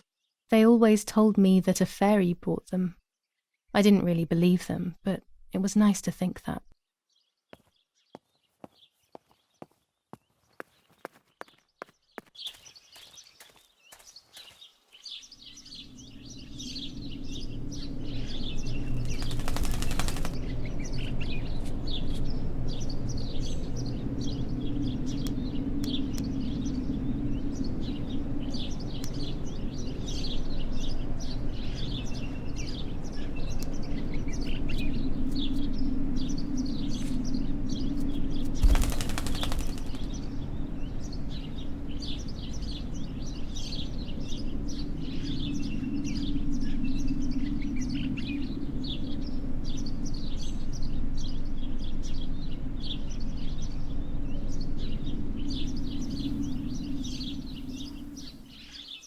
Poor little one. He's dead. Poor little guy. His place is by Martha's side.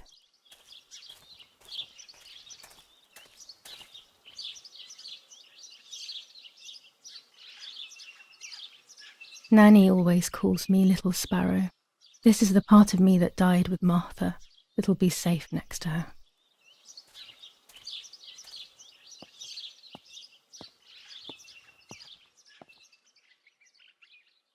Here, Martha. This is my heart. Carry it with you. I'm starting to understand how painful your condition must have been. Not being able to properly communicate with anyone is becoming increasingly difficult. I envied you, but I did not see your suffering. I did not understand your courage. I miss you so much, Martha. I'm not worthy to dress in your clothes.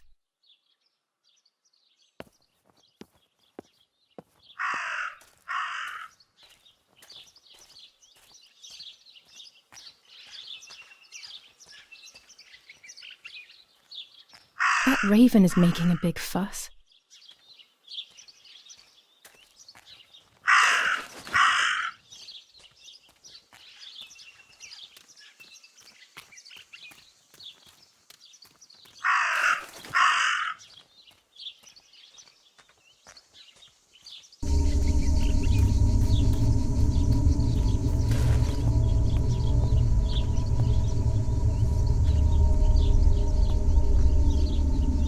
Dress. It's made from the same fabric I found a shred of next to the lake. In fact, it is torn. It must be my mother's. My goodness. I started to suspect that Mummy could have been involved in Martha's murder. Lost in these thoughts, hours passed, and I completely forgot about the funeral. When I realized it was evening, they were already carrying the coffin towards the cemetery. She never loved me, I knew that well, but I would never have believed that. Had it been her? I struggled to believe it, but it made so much sense. At the lake, she must have thought Martha was me because she was convinced that I was dead.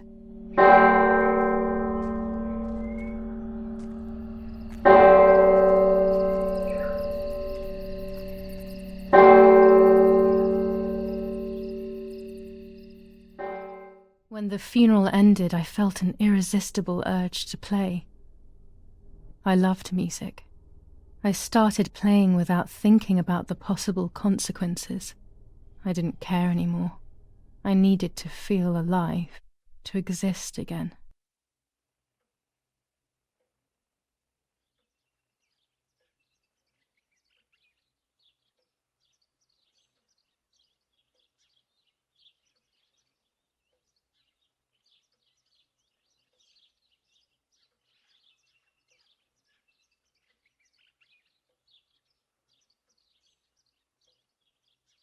What's going on here? Julia? Is that you? No, it's not possible. Martha's never played. She's deaf, yet... No. This is madness. My God. So, Martha? I understand now.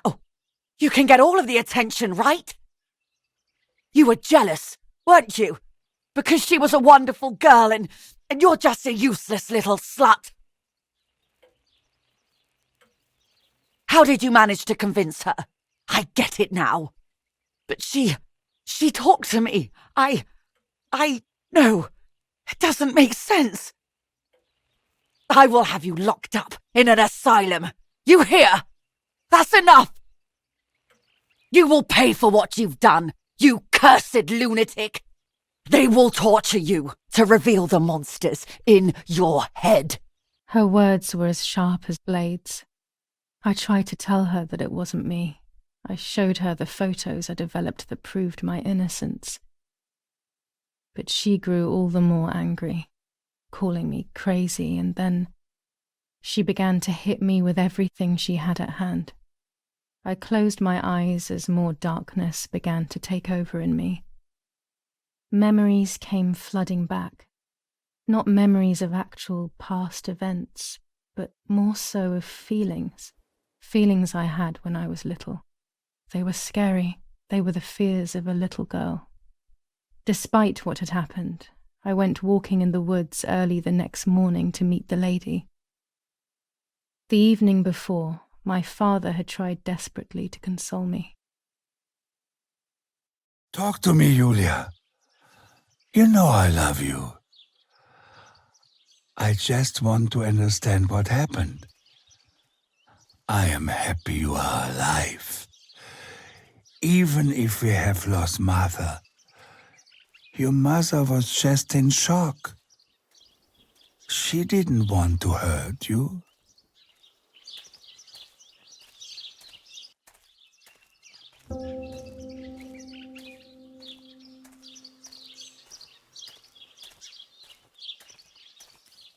I don't know what I'm hoping to find, but what else can I do? I will hopefully see if one of these graves is hiding something. I hope that the infrared film will show me.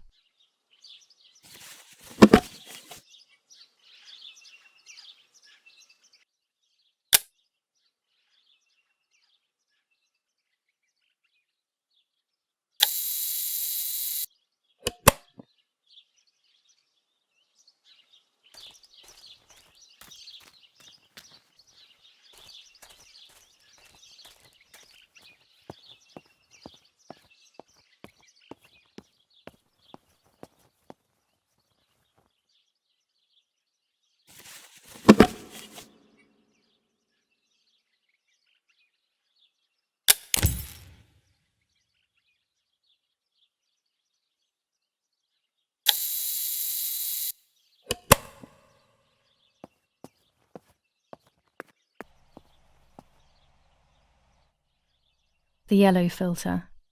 If it were to snow, it would be perfect. The green filter. Useful for landscapes.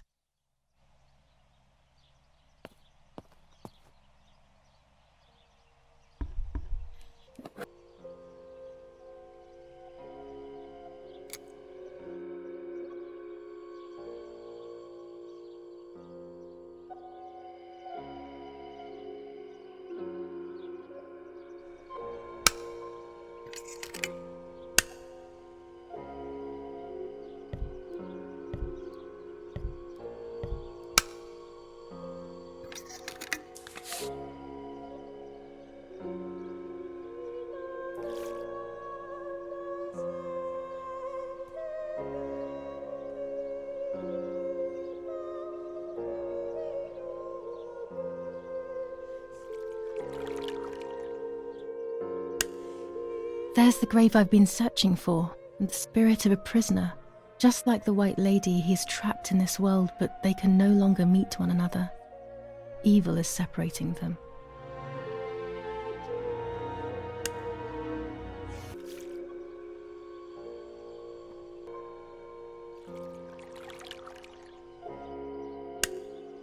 What is this? A joke? Maybe someone wrote on the film? Also, what does that even mean? Light, like divine light? Something to do with religion, maybe?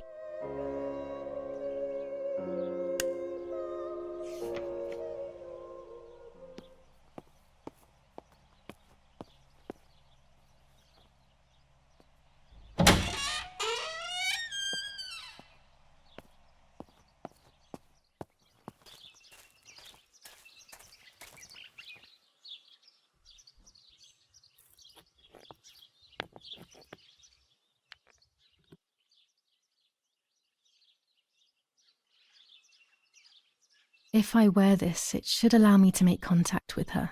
With this object, she'll have to hear me, I have no doubt. I'm missing the element that connects my world to that of the White Lady. Oh, the lake. Of course.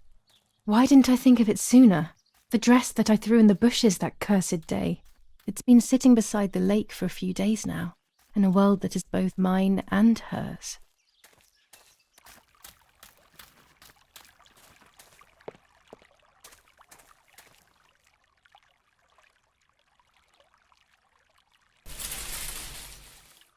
Here it is. I hope it works.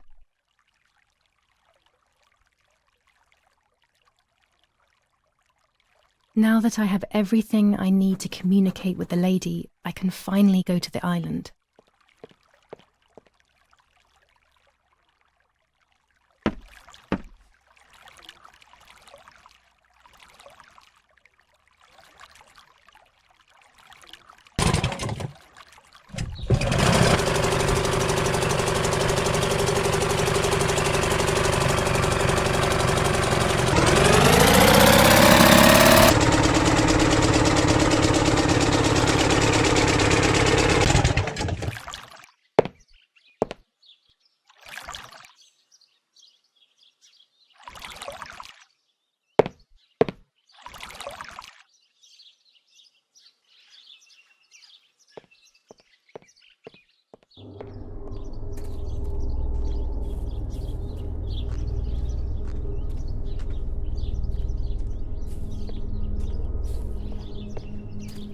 This is the tree the lover was hung from, according to the legend.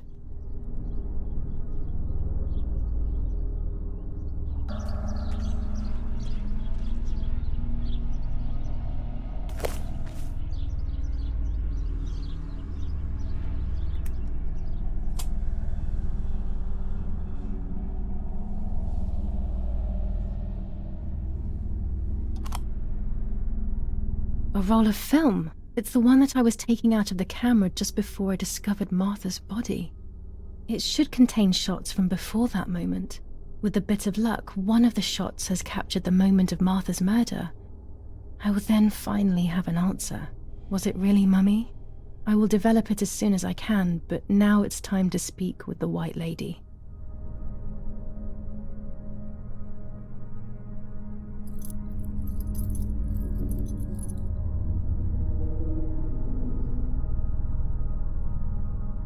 I will wear her lover's cross to draw her to me.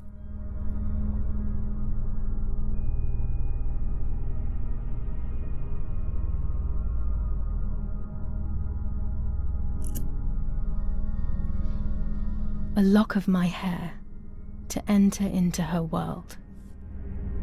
I will use the tarot cards to communicate with her.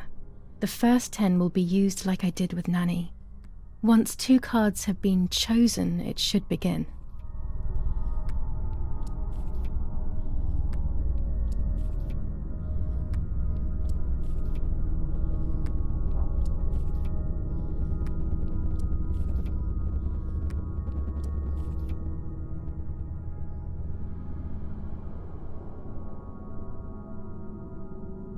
You camouflage yourself in the woods to approach me. You blend in with the water to make yourself known. You wish to communicate with me through the energy of symbols. You use my pain to summon me. You are very bold. You call upon me for knowledge that I do not possess. For answers I do not have. I am only a vessel, like water, like air, a vessel to move and breathe. It worked. Now I need to choose 2 cards. Here we go.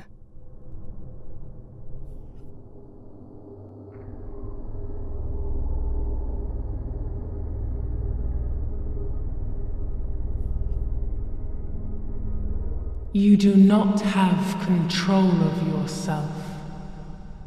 There is a dark figure inside you. The wounds are feeding it. It will do things you do not like. It will use your desires, your guilt, the darkest parts of your conscience.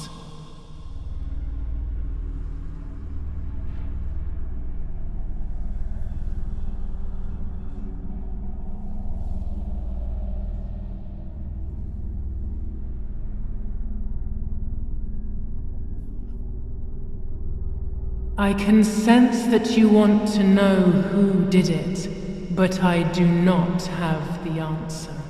You must find it yourself. Do not ever try to enter through the front door if you wish to reach the heart. Your twin sister might have the answer you are looking for. Even after death, we leave traces of ourselves, don't we? Everything is indefinite if you look at the essence of things.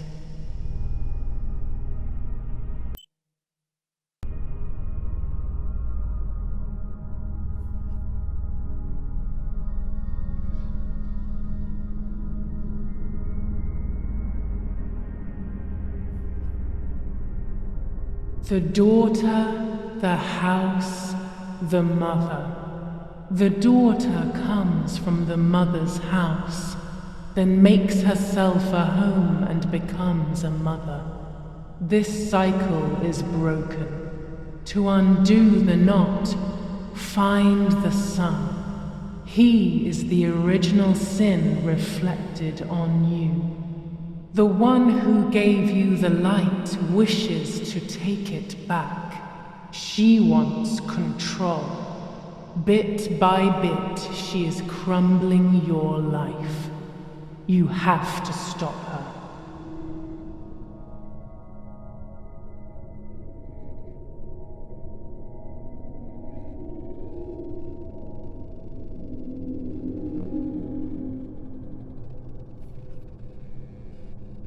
You will no longer be able to tell light from darkness. In sorrow, the difference is so subtle.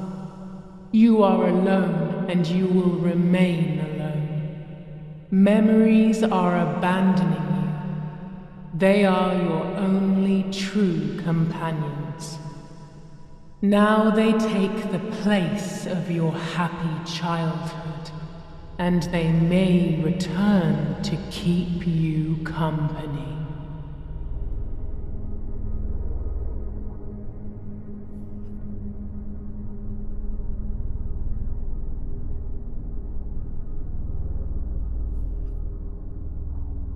Part of our soul embraces the people we love.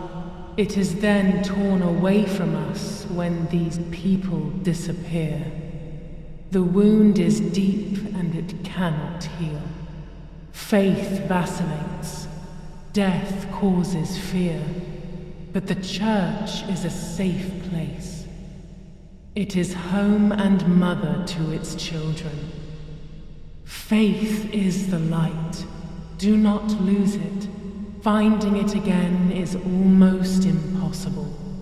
I lost it in sorrow, and without time, I am lost in the dark.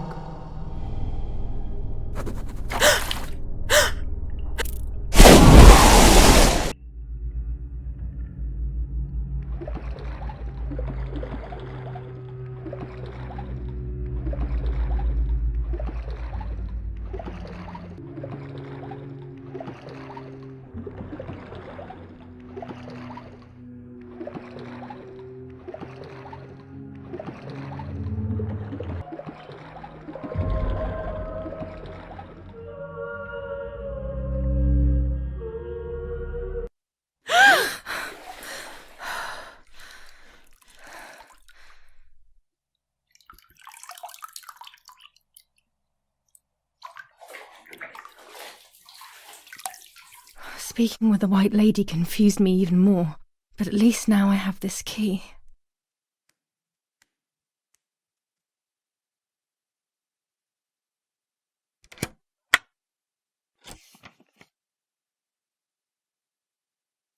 July 16th.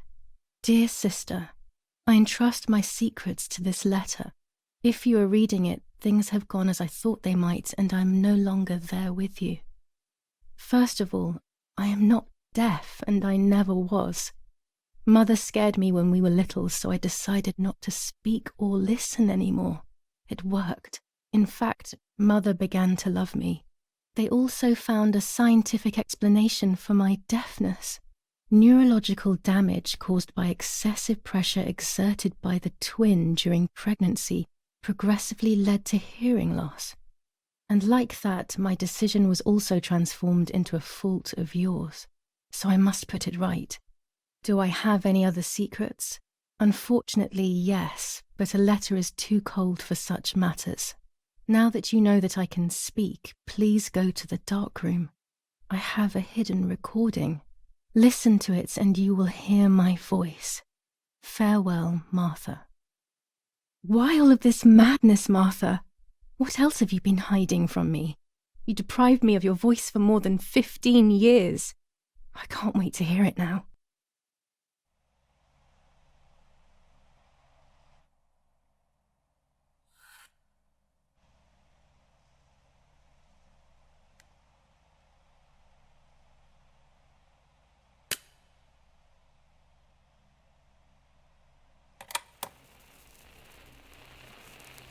Hi, Julia. I know that this will seem absurd, but this is me and this is my voice. We are equals in this sense, too. Well, it's obvious, really. I've basically always spoken, and you were my voice. I'm going to meet my fate, so I don't want there to be any more secrets between us. I have to tell you that I'm pregnant, Julia. I'm pregnant with Lapo's baby. We had sex, and I never had the courage to tell you. I was so afraid of hurting you. I'm so ashamed.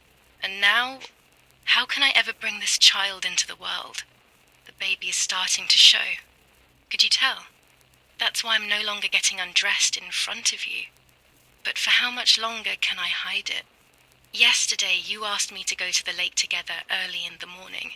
You, the sleepyhead, early. I asked you to switch beds with me, like we used to when we were little girls. I got up at dawn and didn't wake you. I put on one of your dresses. I wrote a card to Mother telling her that it was you who was pregnant, not me, and to come and see at the lake. I left it on the desk in her room.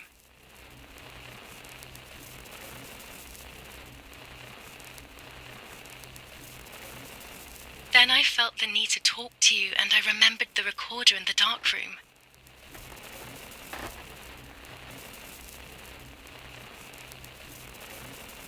I will go to the lake alone and act as you. I will tell her everything you never had the courage to tell her. I will be your voice. I know how much she's made you suffer over the years. Unlike you, I remember all of the harm she has done to you, and it is my fault. Take my place, sister. You will live a better life, and I will be able to rest in peace, knowing that I at least tried to put right what I have done wrong. I will go now. My last memory will be the image of you sleeping peacefully.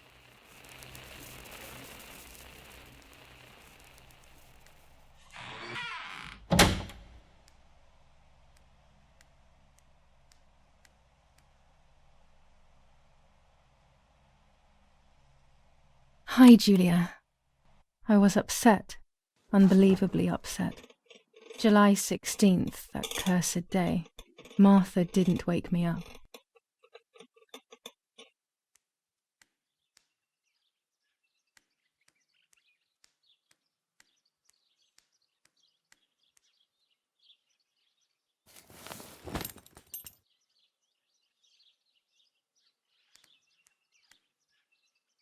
There was a dress missing from my wardrobe. It was late. Martha hadn't woken me up as we had agreed, and I always overslept. Martha wasn't there, and we were supposed to go to the lake together. She even made her bed, which was unusual. I thought Mother woke up early, despite her medication, and asked her to do something. I simply decided to go out and take the photographs by myself without Martha.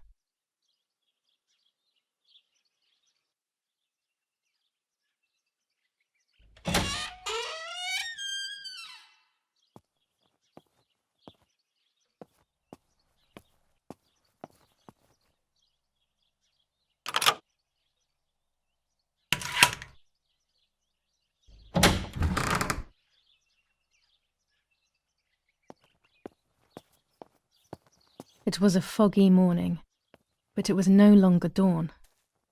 It was a sign of something terrible.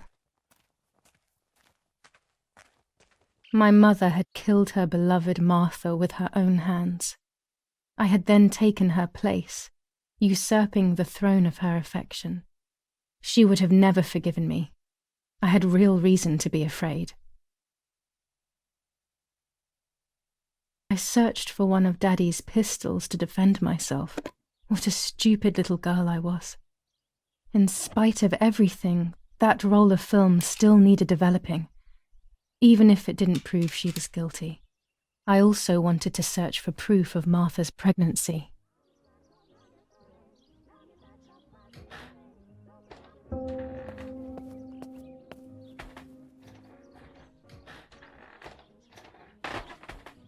Almost 5 German divisions faced the troops of the 8th Army. Units of an Indian division crossed the River Pesa on a vast front, and they advanced 2 kilometers south of Montelungo. Meanwhile, the New Zealand units have reinforced their positions. General Edict K. New rules on curfew and women's behaviour. German command of S. Vincenzo Arturi. Telephone number 1185.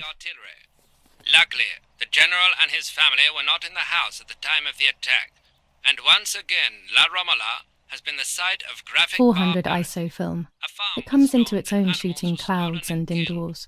Nobody has claimed responsibility for yet another act of senseless vandalism. But at the scene, an anti-German propaganda flyer was found. Telegram. I'll leave it in the letterbox. Have a good day. Another telegram of condolence. Isn't it a bit late?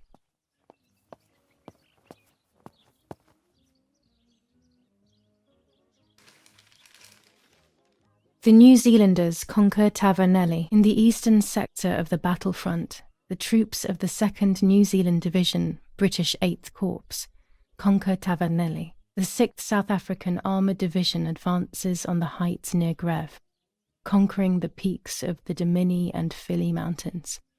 The 4th Division reaches San Giovanni. Bombings.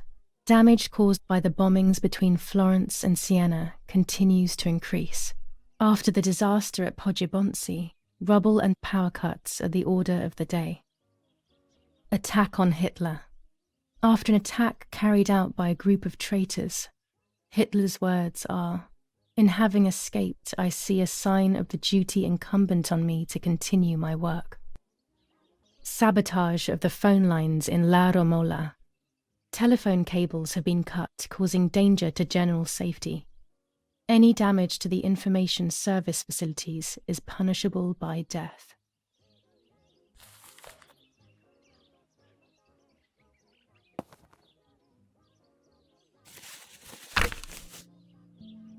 July 21st.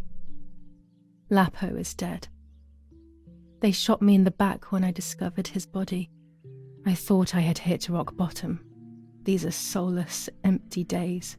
After so many awful events, I finally managed to meet the White Lady, or so I believe. The line between reality and dreams is becoming less and less clear to me. I thought a lot about her words, but they didn't shed any light on my assumptions. They kept ringing in my mind. Maybe I will understand when the time comes. Now I know for certain that it was Mummy who killed Martha, when she thought that she was me. Only a week ago, all of this would have seemed impossible. I just need to find the proof, so she can pay for what she has done.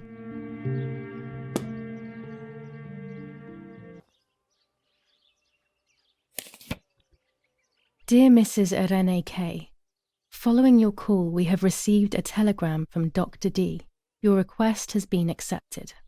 As soon as the police station issues authorization, we will send for the girl. While we wait, to avoid the girl taking any extreme actions, as per the fears you have expressed, we ask that you trust in the advice of her treating physician. I thank you for your generous and charitable donation to our institution. Director S. Volterra Psychiatric Hospital. Telephone 0782. Now that she has discovered everything, she wants to lock me up in an asylum. Or maybe even worse, she wants to kill me and have everyone believe it was suicide. She is preparing all the finer details.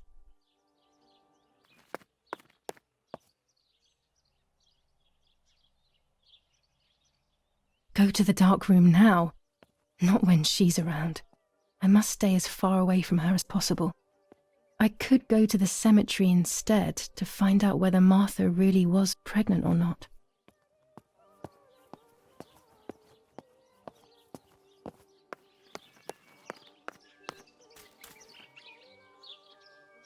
My bike. The wheel is deflated as usual. A bicycle pump will solve this.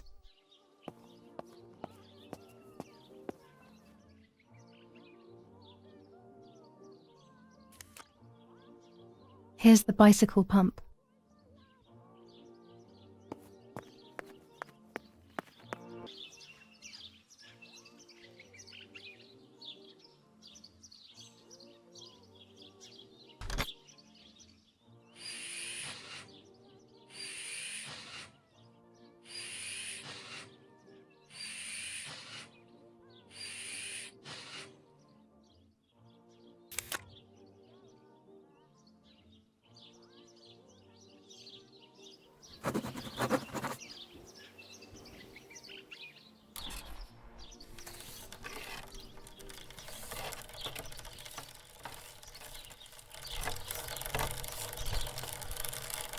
Martha is in the family crypt.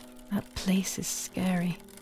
I don't remember, but Nanny told me we used to go there when we were kids, to see who was brave enough to go down the stairs. No one would ever go further than the first 2 steps. Now Martha's down there, alone, in the dark. She must be frightened.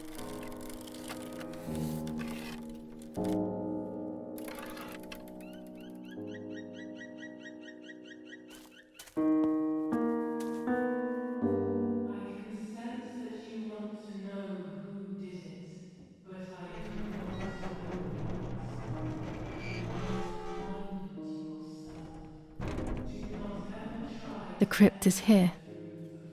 Let's hope the caretaker isn't around. That man gives me the creeps.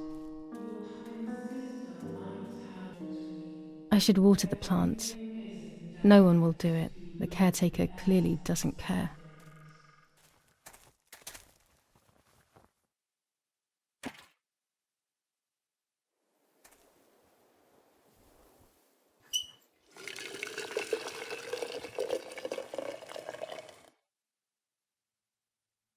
Now that I have filled the watering can, I can water the plants.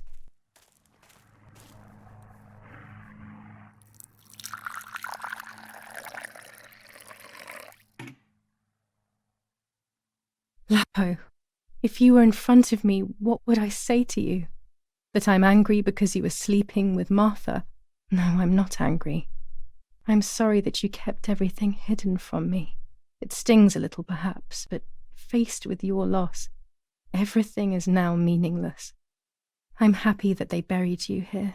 We'll be neighbours. I knew that Daddy would allow it even if you were fighting with the partisans. For him, this war is a stranger as it is for me. Goodbye, Lapo. We will meet again soon. It's time to look for Martha.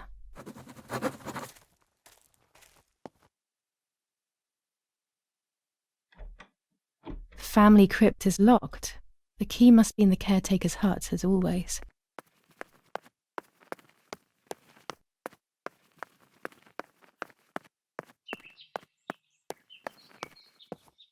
This door is locked, but I must get in. Maybe I can find something around here to break the lock.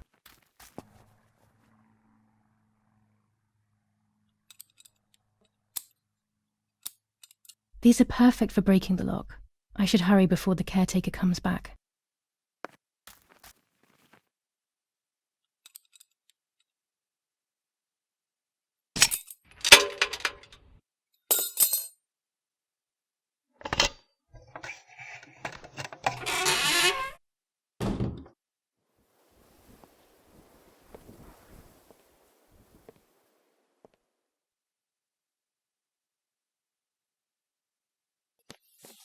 Enough.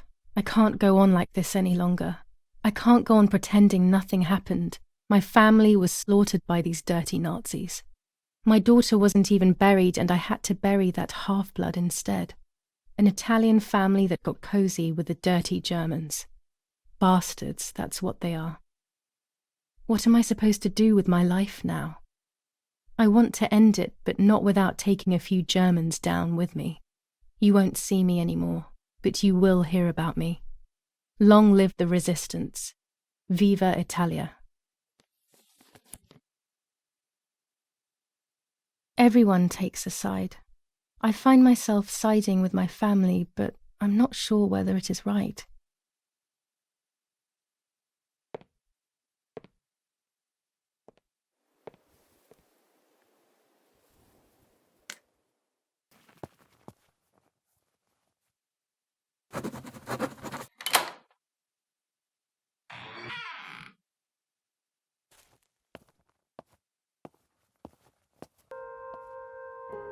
I can see why we were scared as children. It's a rather gloomy place.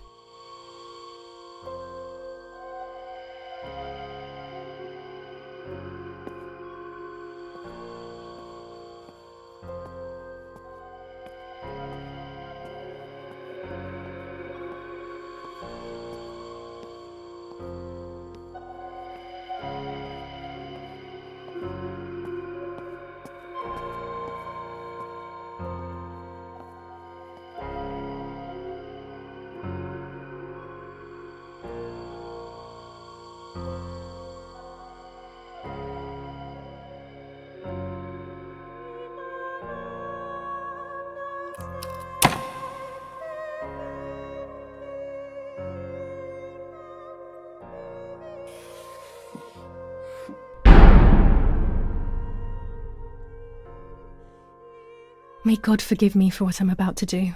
I also pray that you, Martha, will forgive me.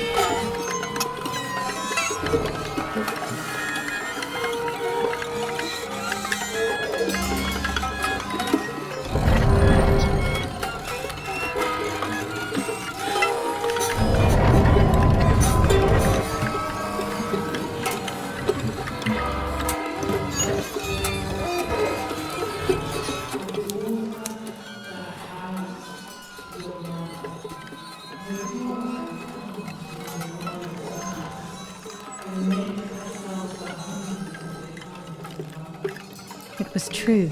Martha was pregnant. Pregnant with a deformed fetus with 2 heads. Twins again. They always said that it ran in the family. I was all the more shocked. I was doing things that I had never done before. I do not know what force was moving me. I became unstoppable. I decided to photograph the horror as evidence to show my mother and to everyone. Who knows why?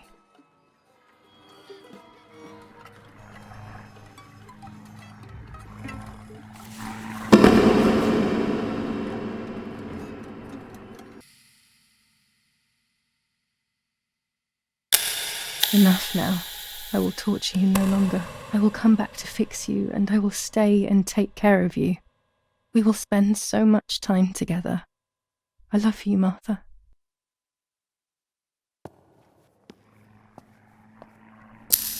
Doctor, I must thank you for your help. I wouldn't know what to do without you. Even our own dear Donatello seems to not understand the situation. Irene, please. Consider the idea of leaving Italy as your husband suggested. It would be better for everyone, especially for the girl. I fear that nothing will make her better. Her father doesn't want to accept it. I believe that hope is long gone. I agree, but in Germany there are better treatments in specialized clinics. The asylum is a temporary solution, just to ensure that she doesn't do anything foolish. But it's a nightmarish place. You know that all too well. You cannot possibly want this for your daughter. Of course I don't. But what can I do? She is a danger to herself, to us, to everyone. One of Eric's guns has also disappeared. She must have taken it. Who else could it have been? I am so scared, Doctor. I cannot wait any longer. Also, you know what they think of Italians in Germany, don't you? But you would be with Eric, an esteemed general. Everyone will respect you. That cursed girl. Where could she be? Let's hope she doesn't play any more foolish stunts. I'll wait for her here, in the cellar. Sooner or later, she'll go to the dark room. That's for sure. I would gladly stay and keep an eye on her. But I must rush to town to organize the last few things for her hospitalization. Thank you, Doctor. Don't worry. We'll see you later.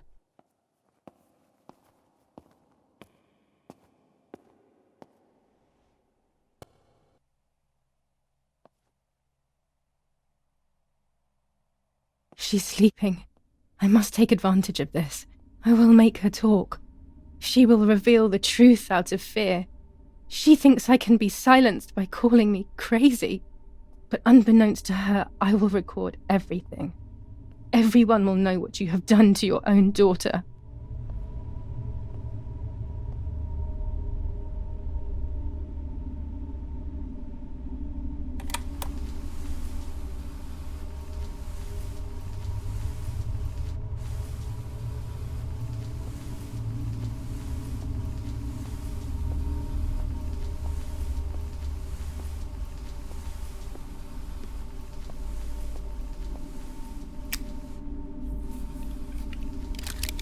Now I will wake her up and she will confess. You can bet on it.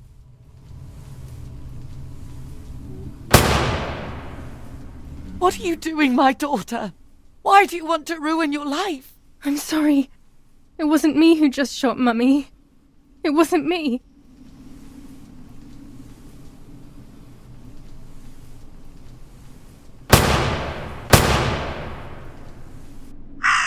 Dear God, what have I done? She forced me. She killed Martha. But who in the world will believe me now? They will take me to the mental asylum. Those rolls of film are my only hope.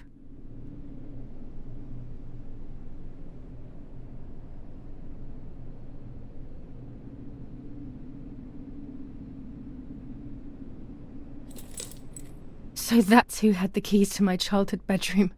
I could have guessed.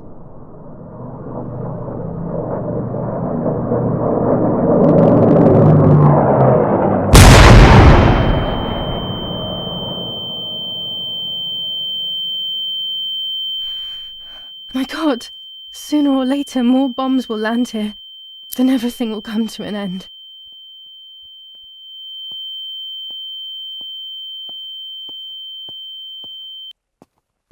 At least now I finally have the keys to my old room. But why was it locked in the first place?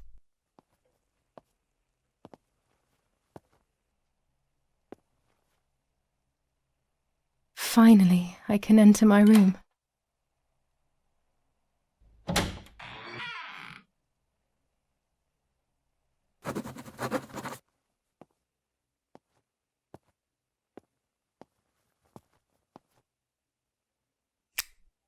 It's like being a child all over again.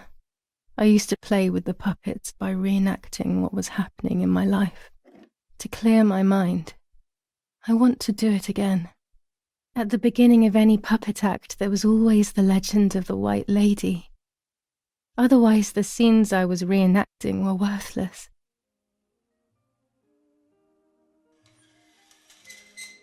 According to an ancient legend, the lakes of the area are haunted by the spirit of a young woman who was killed by the man she loved. A lover's nightly tryst by the lake. So much hope and desire, but death, not love, was awaiting her.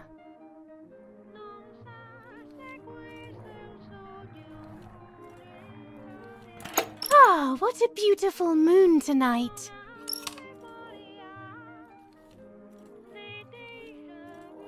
My love is not here yet. I'll wait. You're here at last.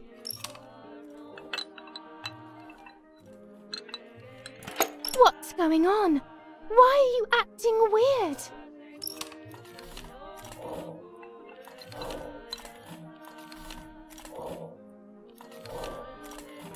You cheated on me!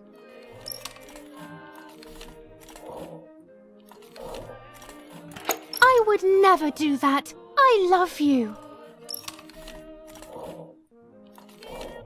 I love you too much. The thought of you with another drives me insane. That's why you have to die.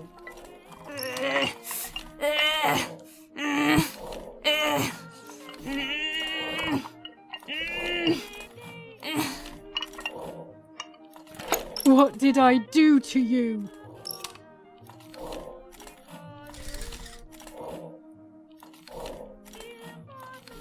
In despair, the man confessed he had killed her out of jealousy.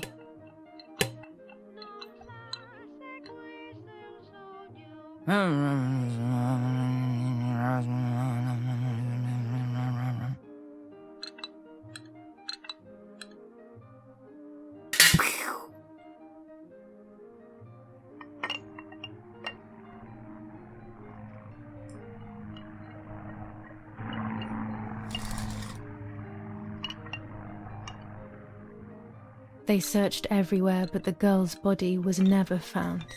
Since then, her spirit, known as the White Lady, takes the life of a young woman whenever events take her back to that sad day.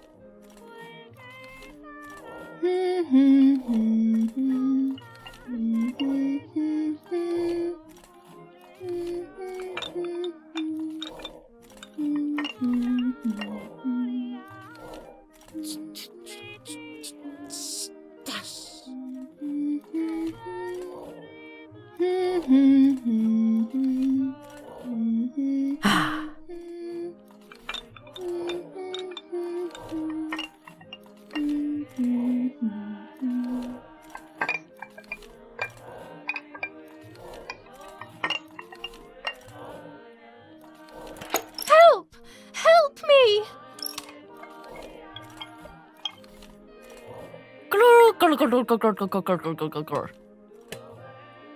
Now I can begin. First of all, let's clarify what happened the night before the cursed 16th of July.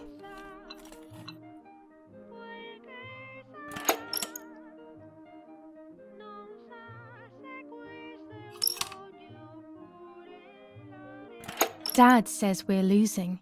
What will happen if we do?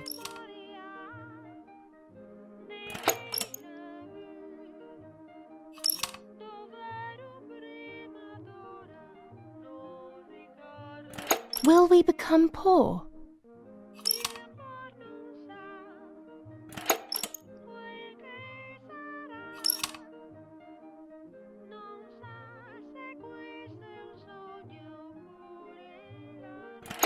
want to come with me to the lake tomorrow?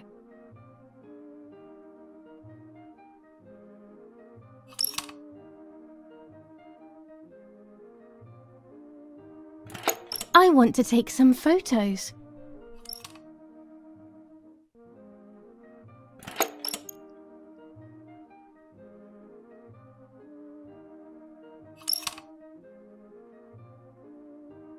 Let's go at dawn. Mummy sleeps heavily anyway. You know she's been taking that medicine.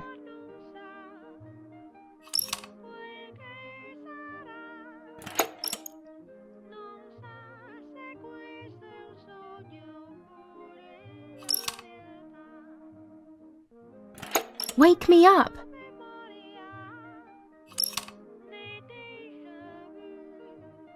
Did you see Lapo yesterday?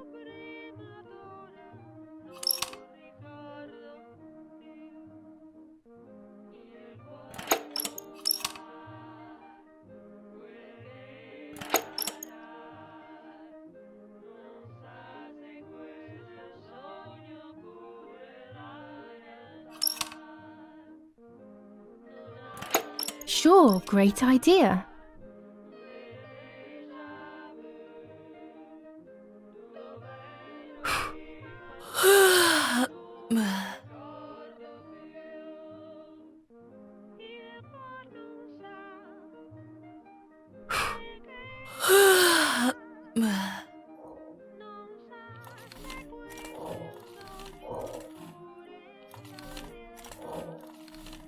Yes, it happened like this. Then in the morning, Martha went to the lake pretending to be me to show her pregnancy. She knew Mother was going to follow her down. Now I can only guess what happened when they met at the lake.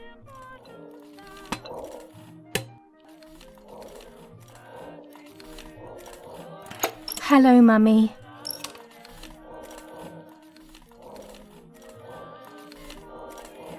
Take off your clothes. I want to see your shame.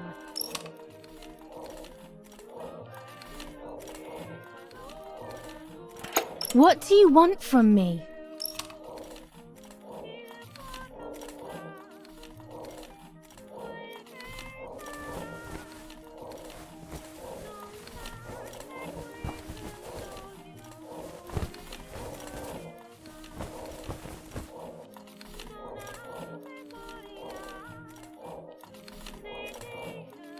So you are pregnant. Your sister was right.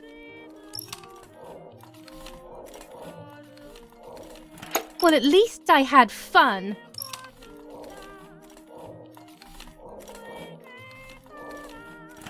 I'll punish you for this, whore.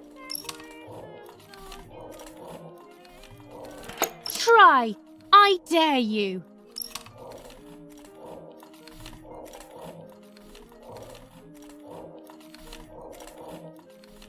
Dum!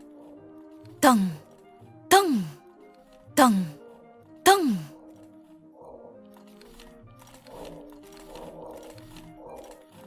This might be exactly what happened.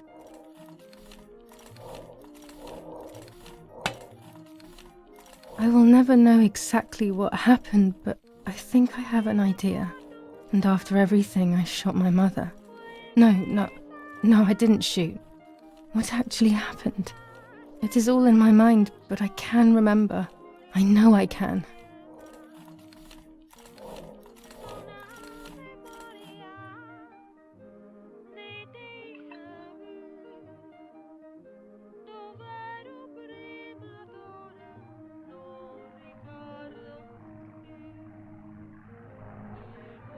The little arm.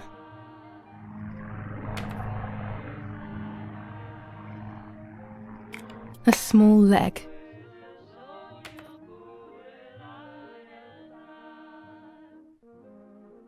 And another little arm.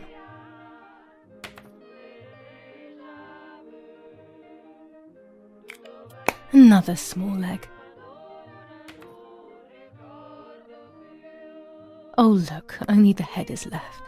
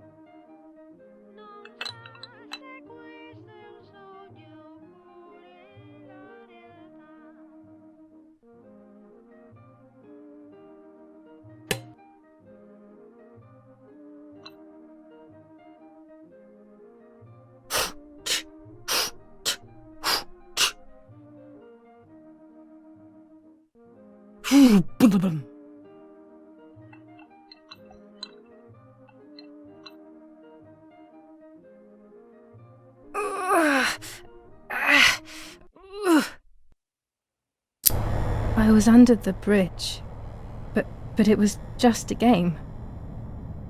This, however, is not a game. I was just playing. It's just a bad joke. Under the bridge, the church, the town, speak, the white lady.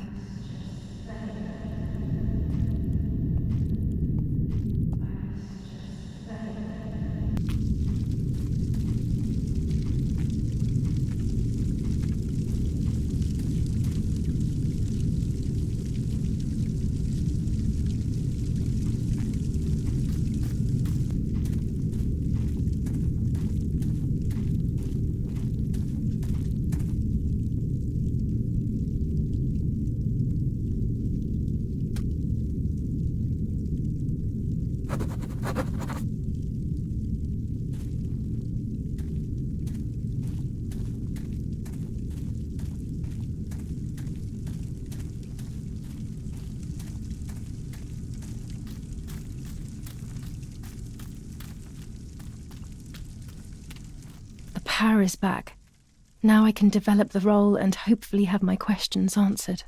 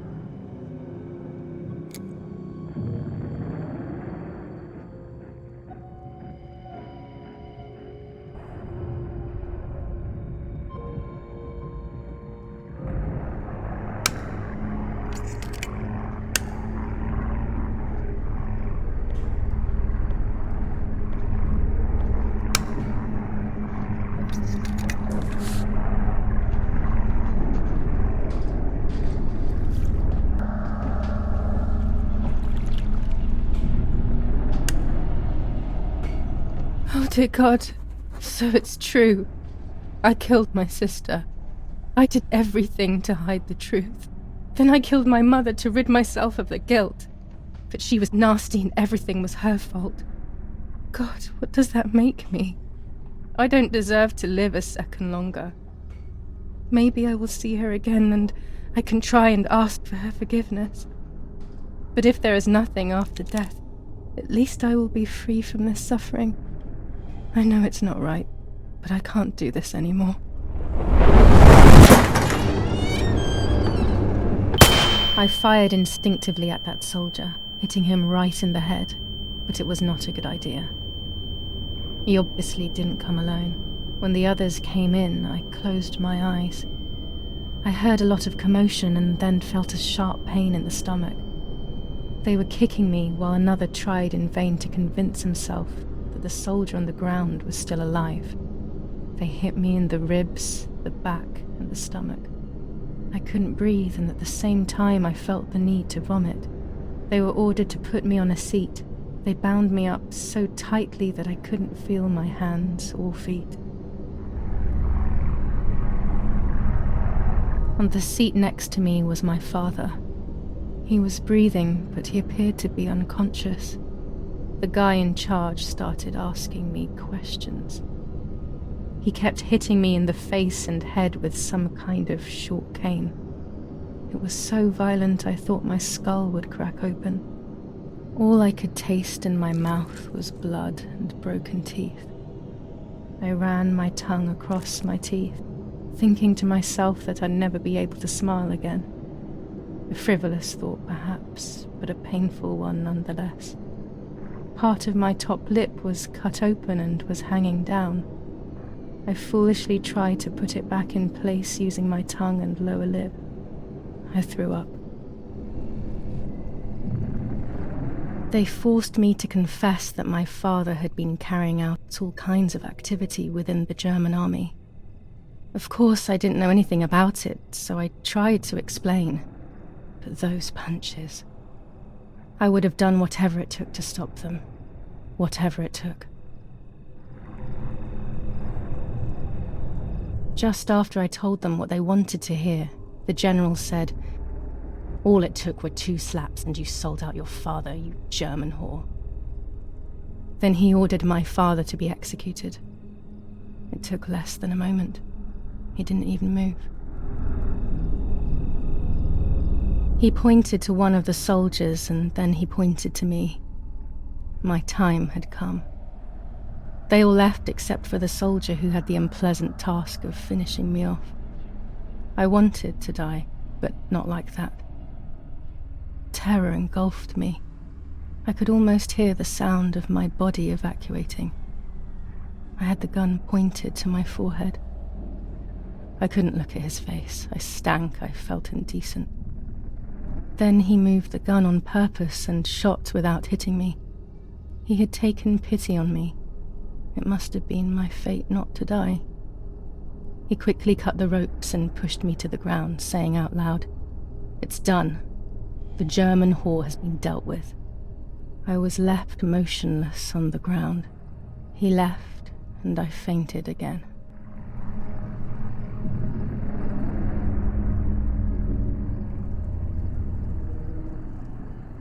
When I came around, I did not know what to do.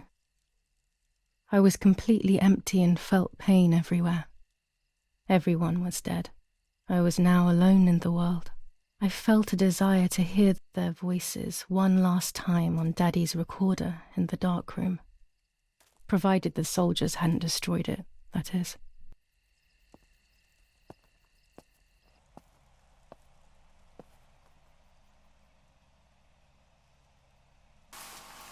Now I will wake her up and she will confess.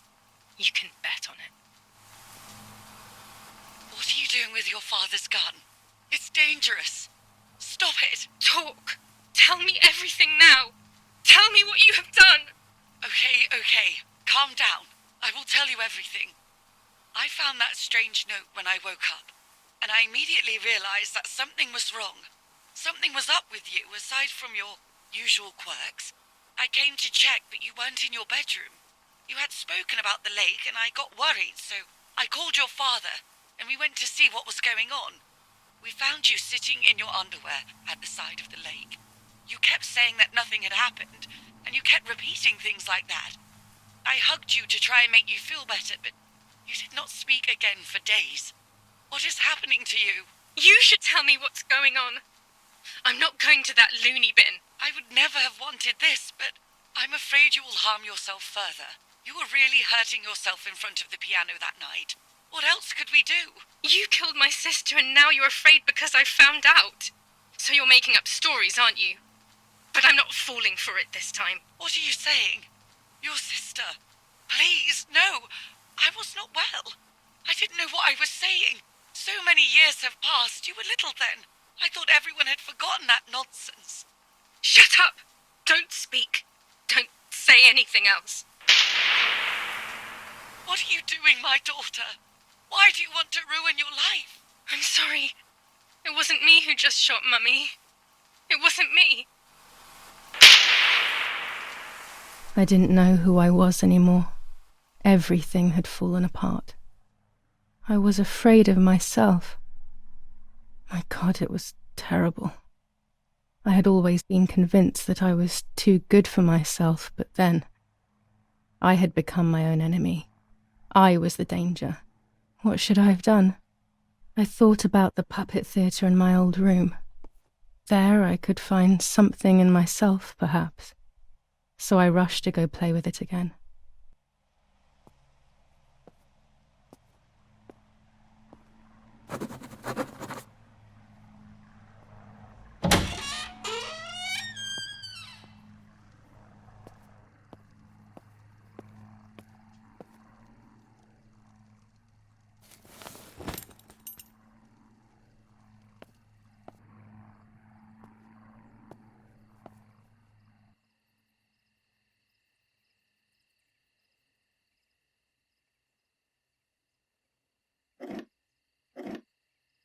Mummy nearly died giving birth to me.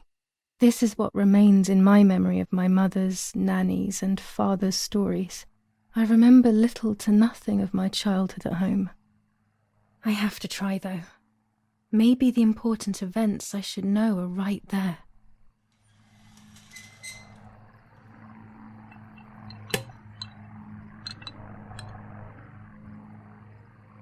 How are you, madam?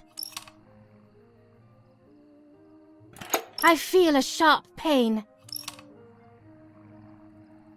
Do you need anything? I can feel it. The time has come.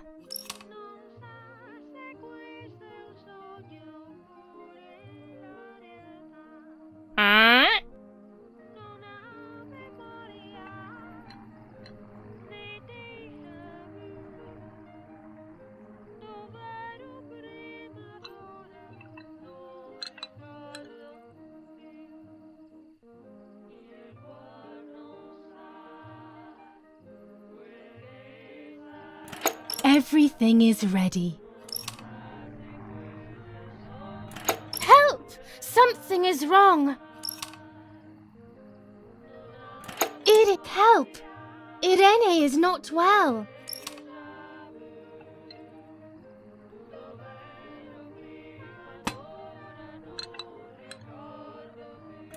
How are you, honey?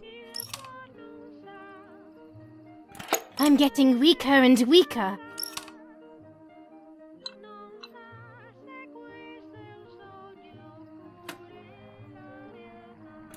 Doctor, hurry! Irena is sick!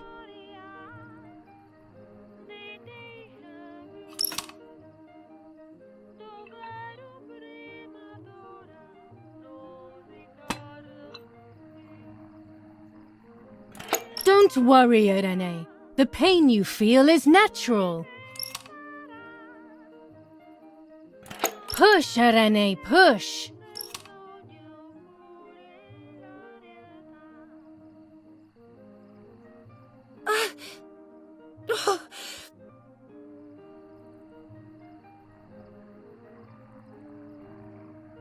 The baby is born.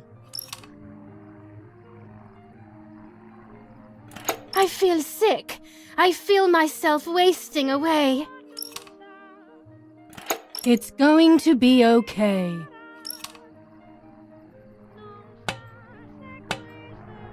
Poor Mummy.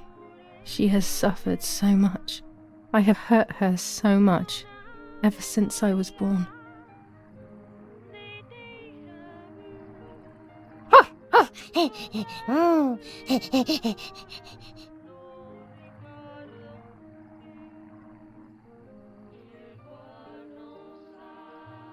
Mummy, I'm hungry. No, it's not mealtime, you little nuisance.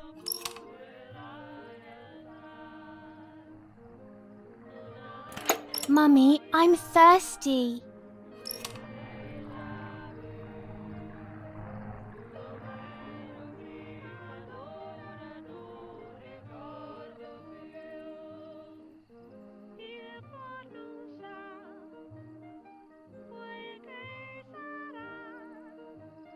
You just had a drink, whiner.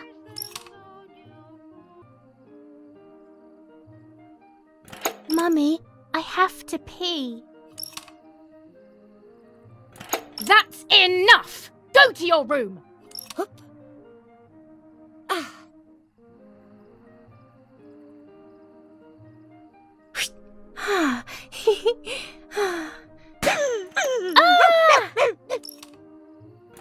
How dare you! I will make you pay for that!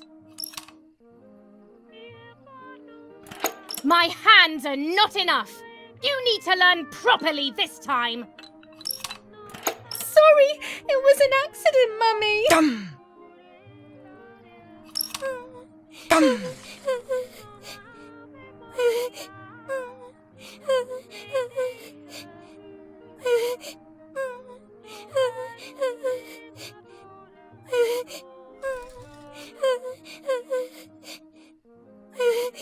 This is just a game. Is it only a game? I believe the White Lady said that my lost memories would return in the place of my happy childhood. This is the only place I have ever been truly happy. Are these my memories then? Is this actually my life?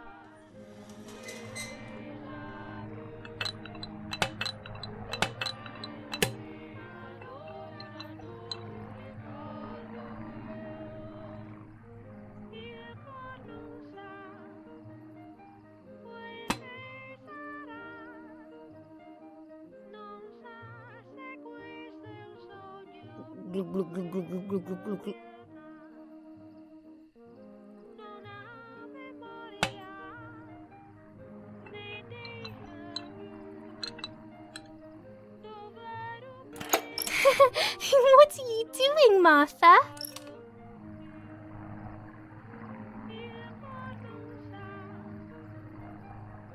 You could have got Martha a glass, you little know-it-all.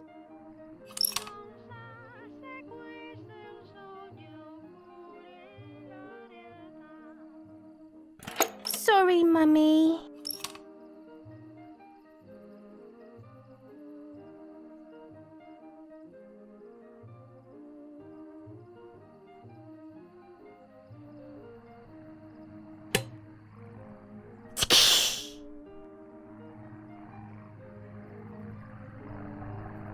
Sorry, Mummy. I didn't do it on purpose. I don't believe you. You're trying to make fun of me. You did it on purpose. What do you have to say for yourself? I'm angry with you. I will beat manners into you, you stupid little girl.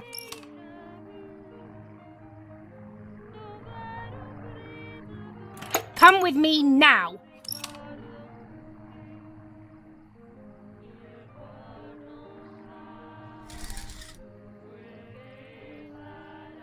Sorry, Mummy.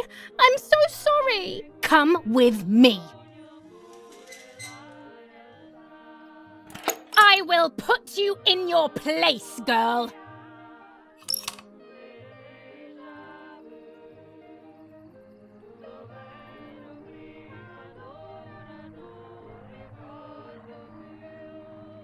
Sorry, Mummy. I won't do it anymore. I promise. Too late. These false tears won't help you. Stay still.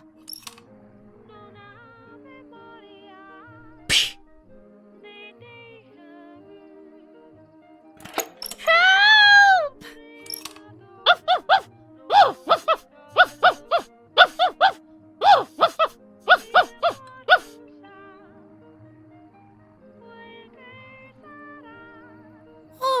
Now I'll make you want to bark.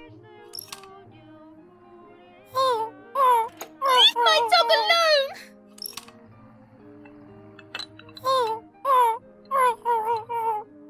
There's no point screaming, stupid girl. No, Mummy, please.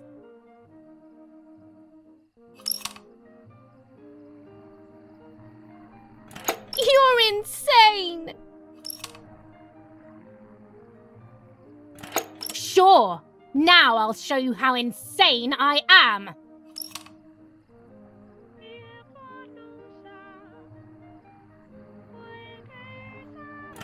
Help, Daddy, help!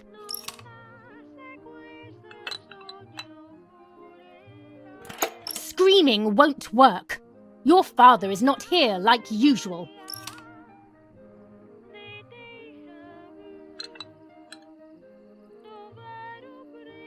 Eat it.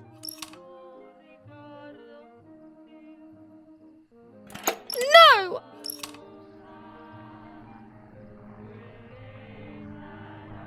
Eat!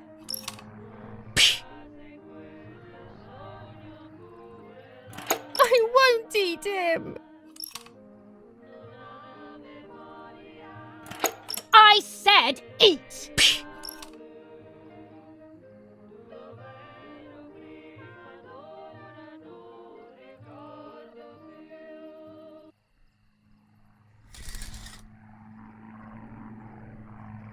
I was beginning to remember, but I was so scared to remember too much, especially all at once. I didn't have time to guess exactly what happened. It was making me too upset. Pulling out those memories was like trying to pull out a tooth on your own. Almost impossible, and far too painful. The White Lady told me that the church is a safe place and home to its children. Don Attilio, my priest, I have to talk to him. I have to call him on the telephone.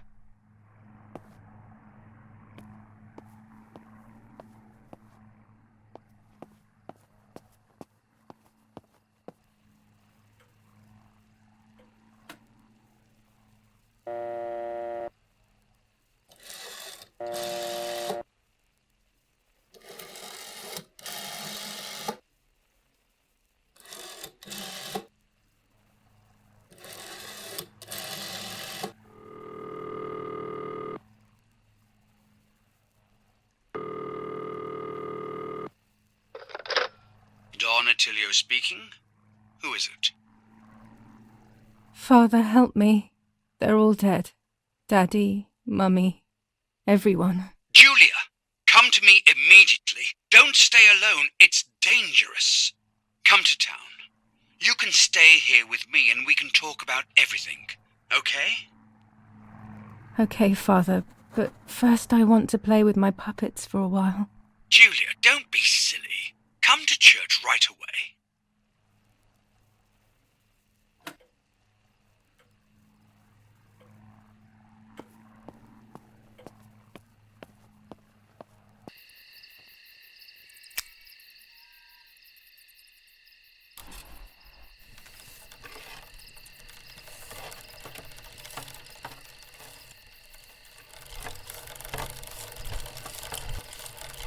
Thanks to the heroic assistance of Martha Kay, daughter of General Eric Kay, a mission devised by the partisans to steal weapons from the German army has been put to a stop. The same animals were involved in the killing of the general's other daughter, Julia Kay, and in an attempt to murder young Martha herself, the vile traitors were executed on the spot. Justice has been served for Italy, for Duce II.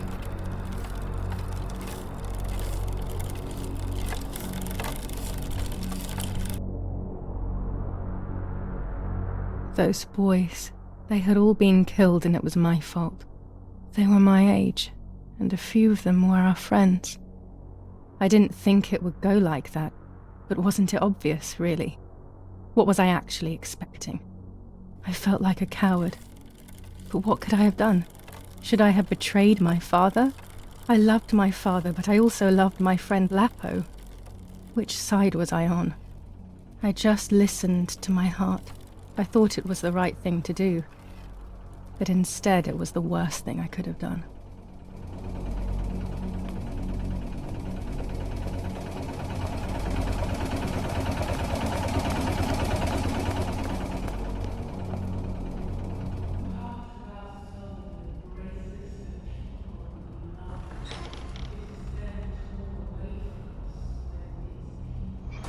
Once I crossed that threshold, I completely lost touch with reality.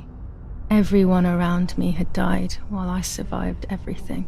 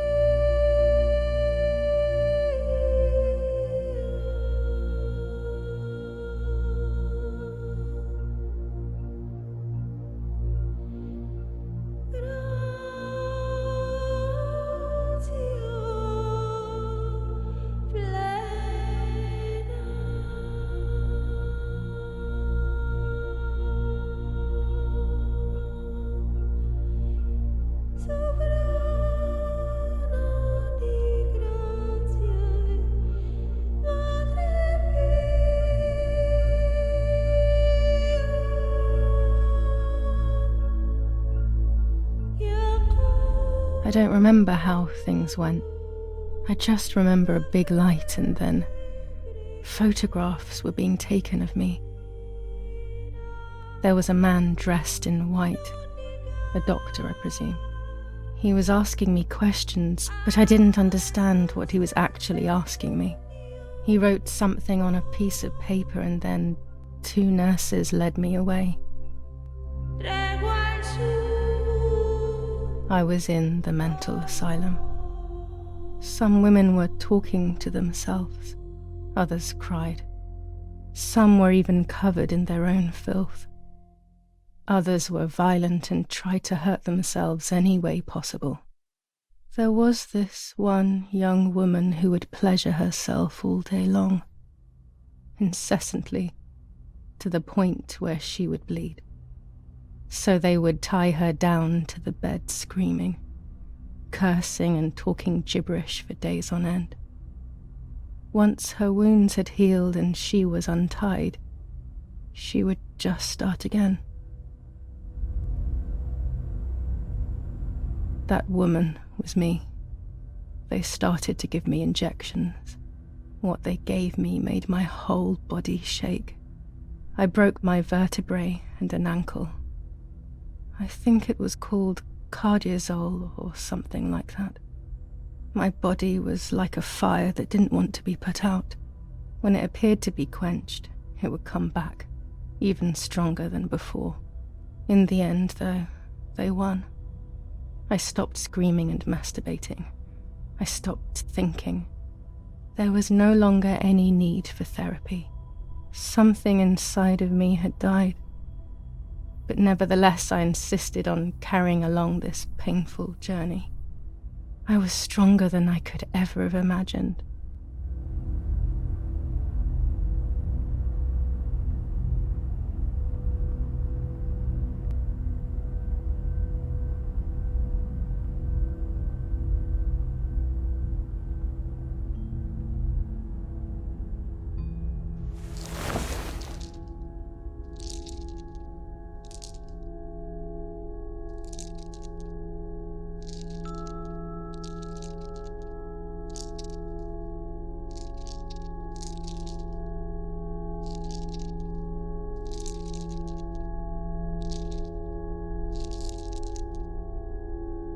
Who are you?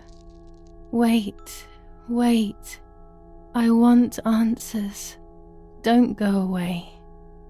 Talk to me about Martha, please.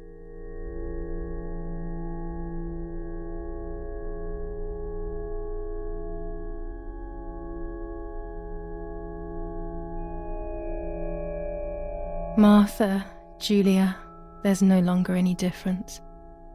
I am both Martha and Julia, whichever you want. It's us, so it's true. And Mother? Is she alive?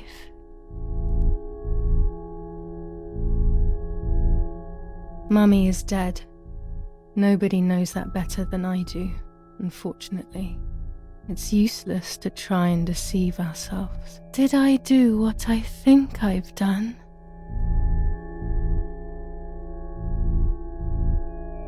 Yes, damn it, it really happened.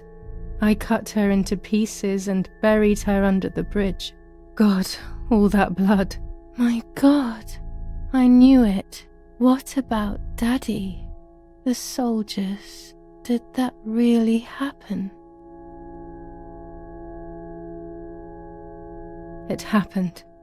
He was shot right in front of me. Fear, pain, shame. I can't remove it, but I cannot relive it either. Unfortunately, I knew that already. What about Nanny? Poor Nanny. She really had nothing to do with it. But she died in our villa due to the bombings. We saved ourselves for some time by taking refuge at her house. Privileges for being rich. Feelings don't count for much, though. My poor Nanny. I'm afraid to ask about Lapo.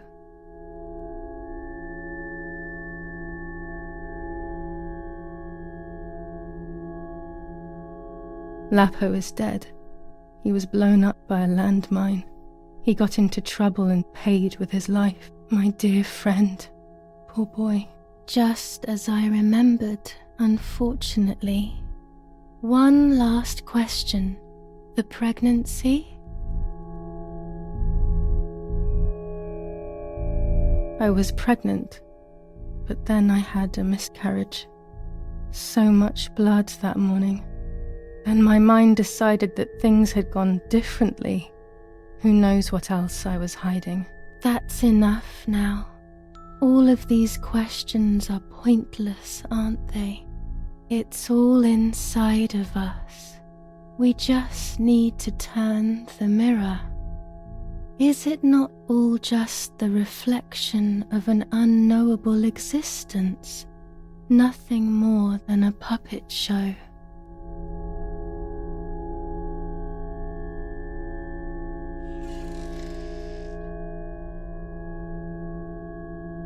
Ready for everything with open arms, even ready to kill.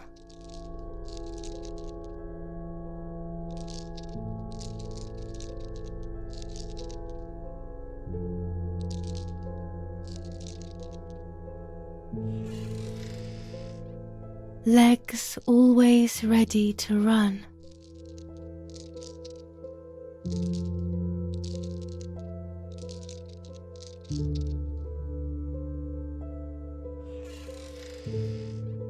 The womb that conceived in sin.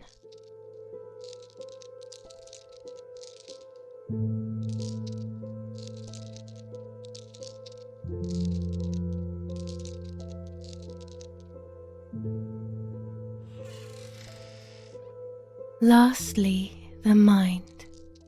To protect us, it has turned us into monsters. Either way, we cannot live like this, can we? I'll take care of it. I don't need to worry. I'll try to sleep if I can. I've got this.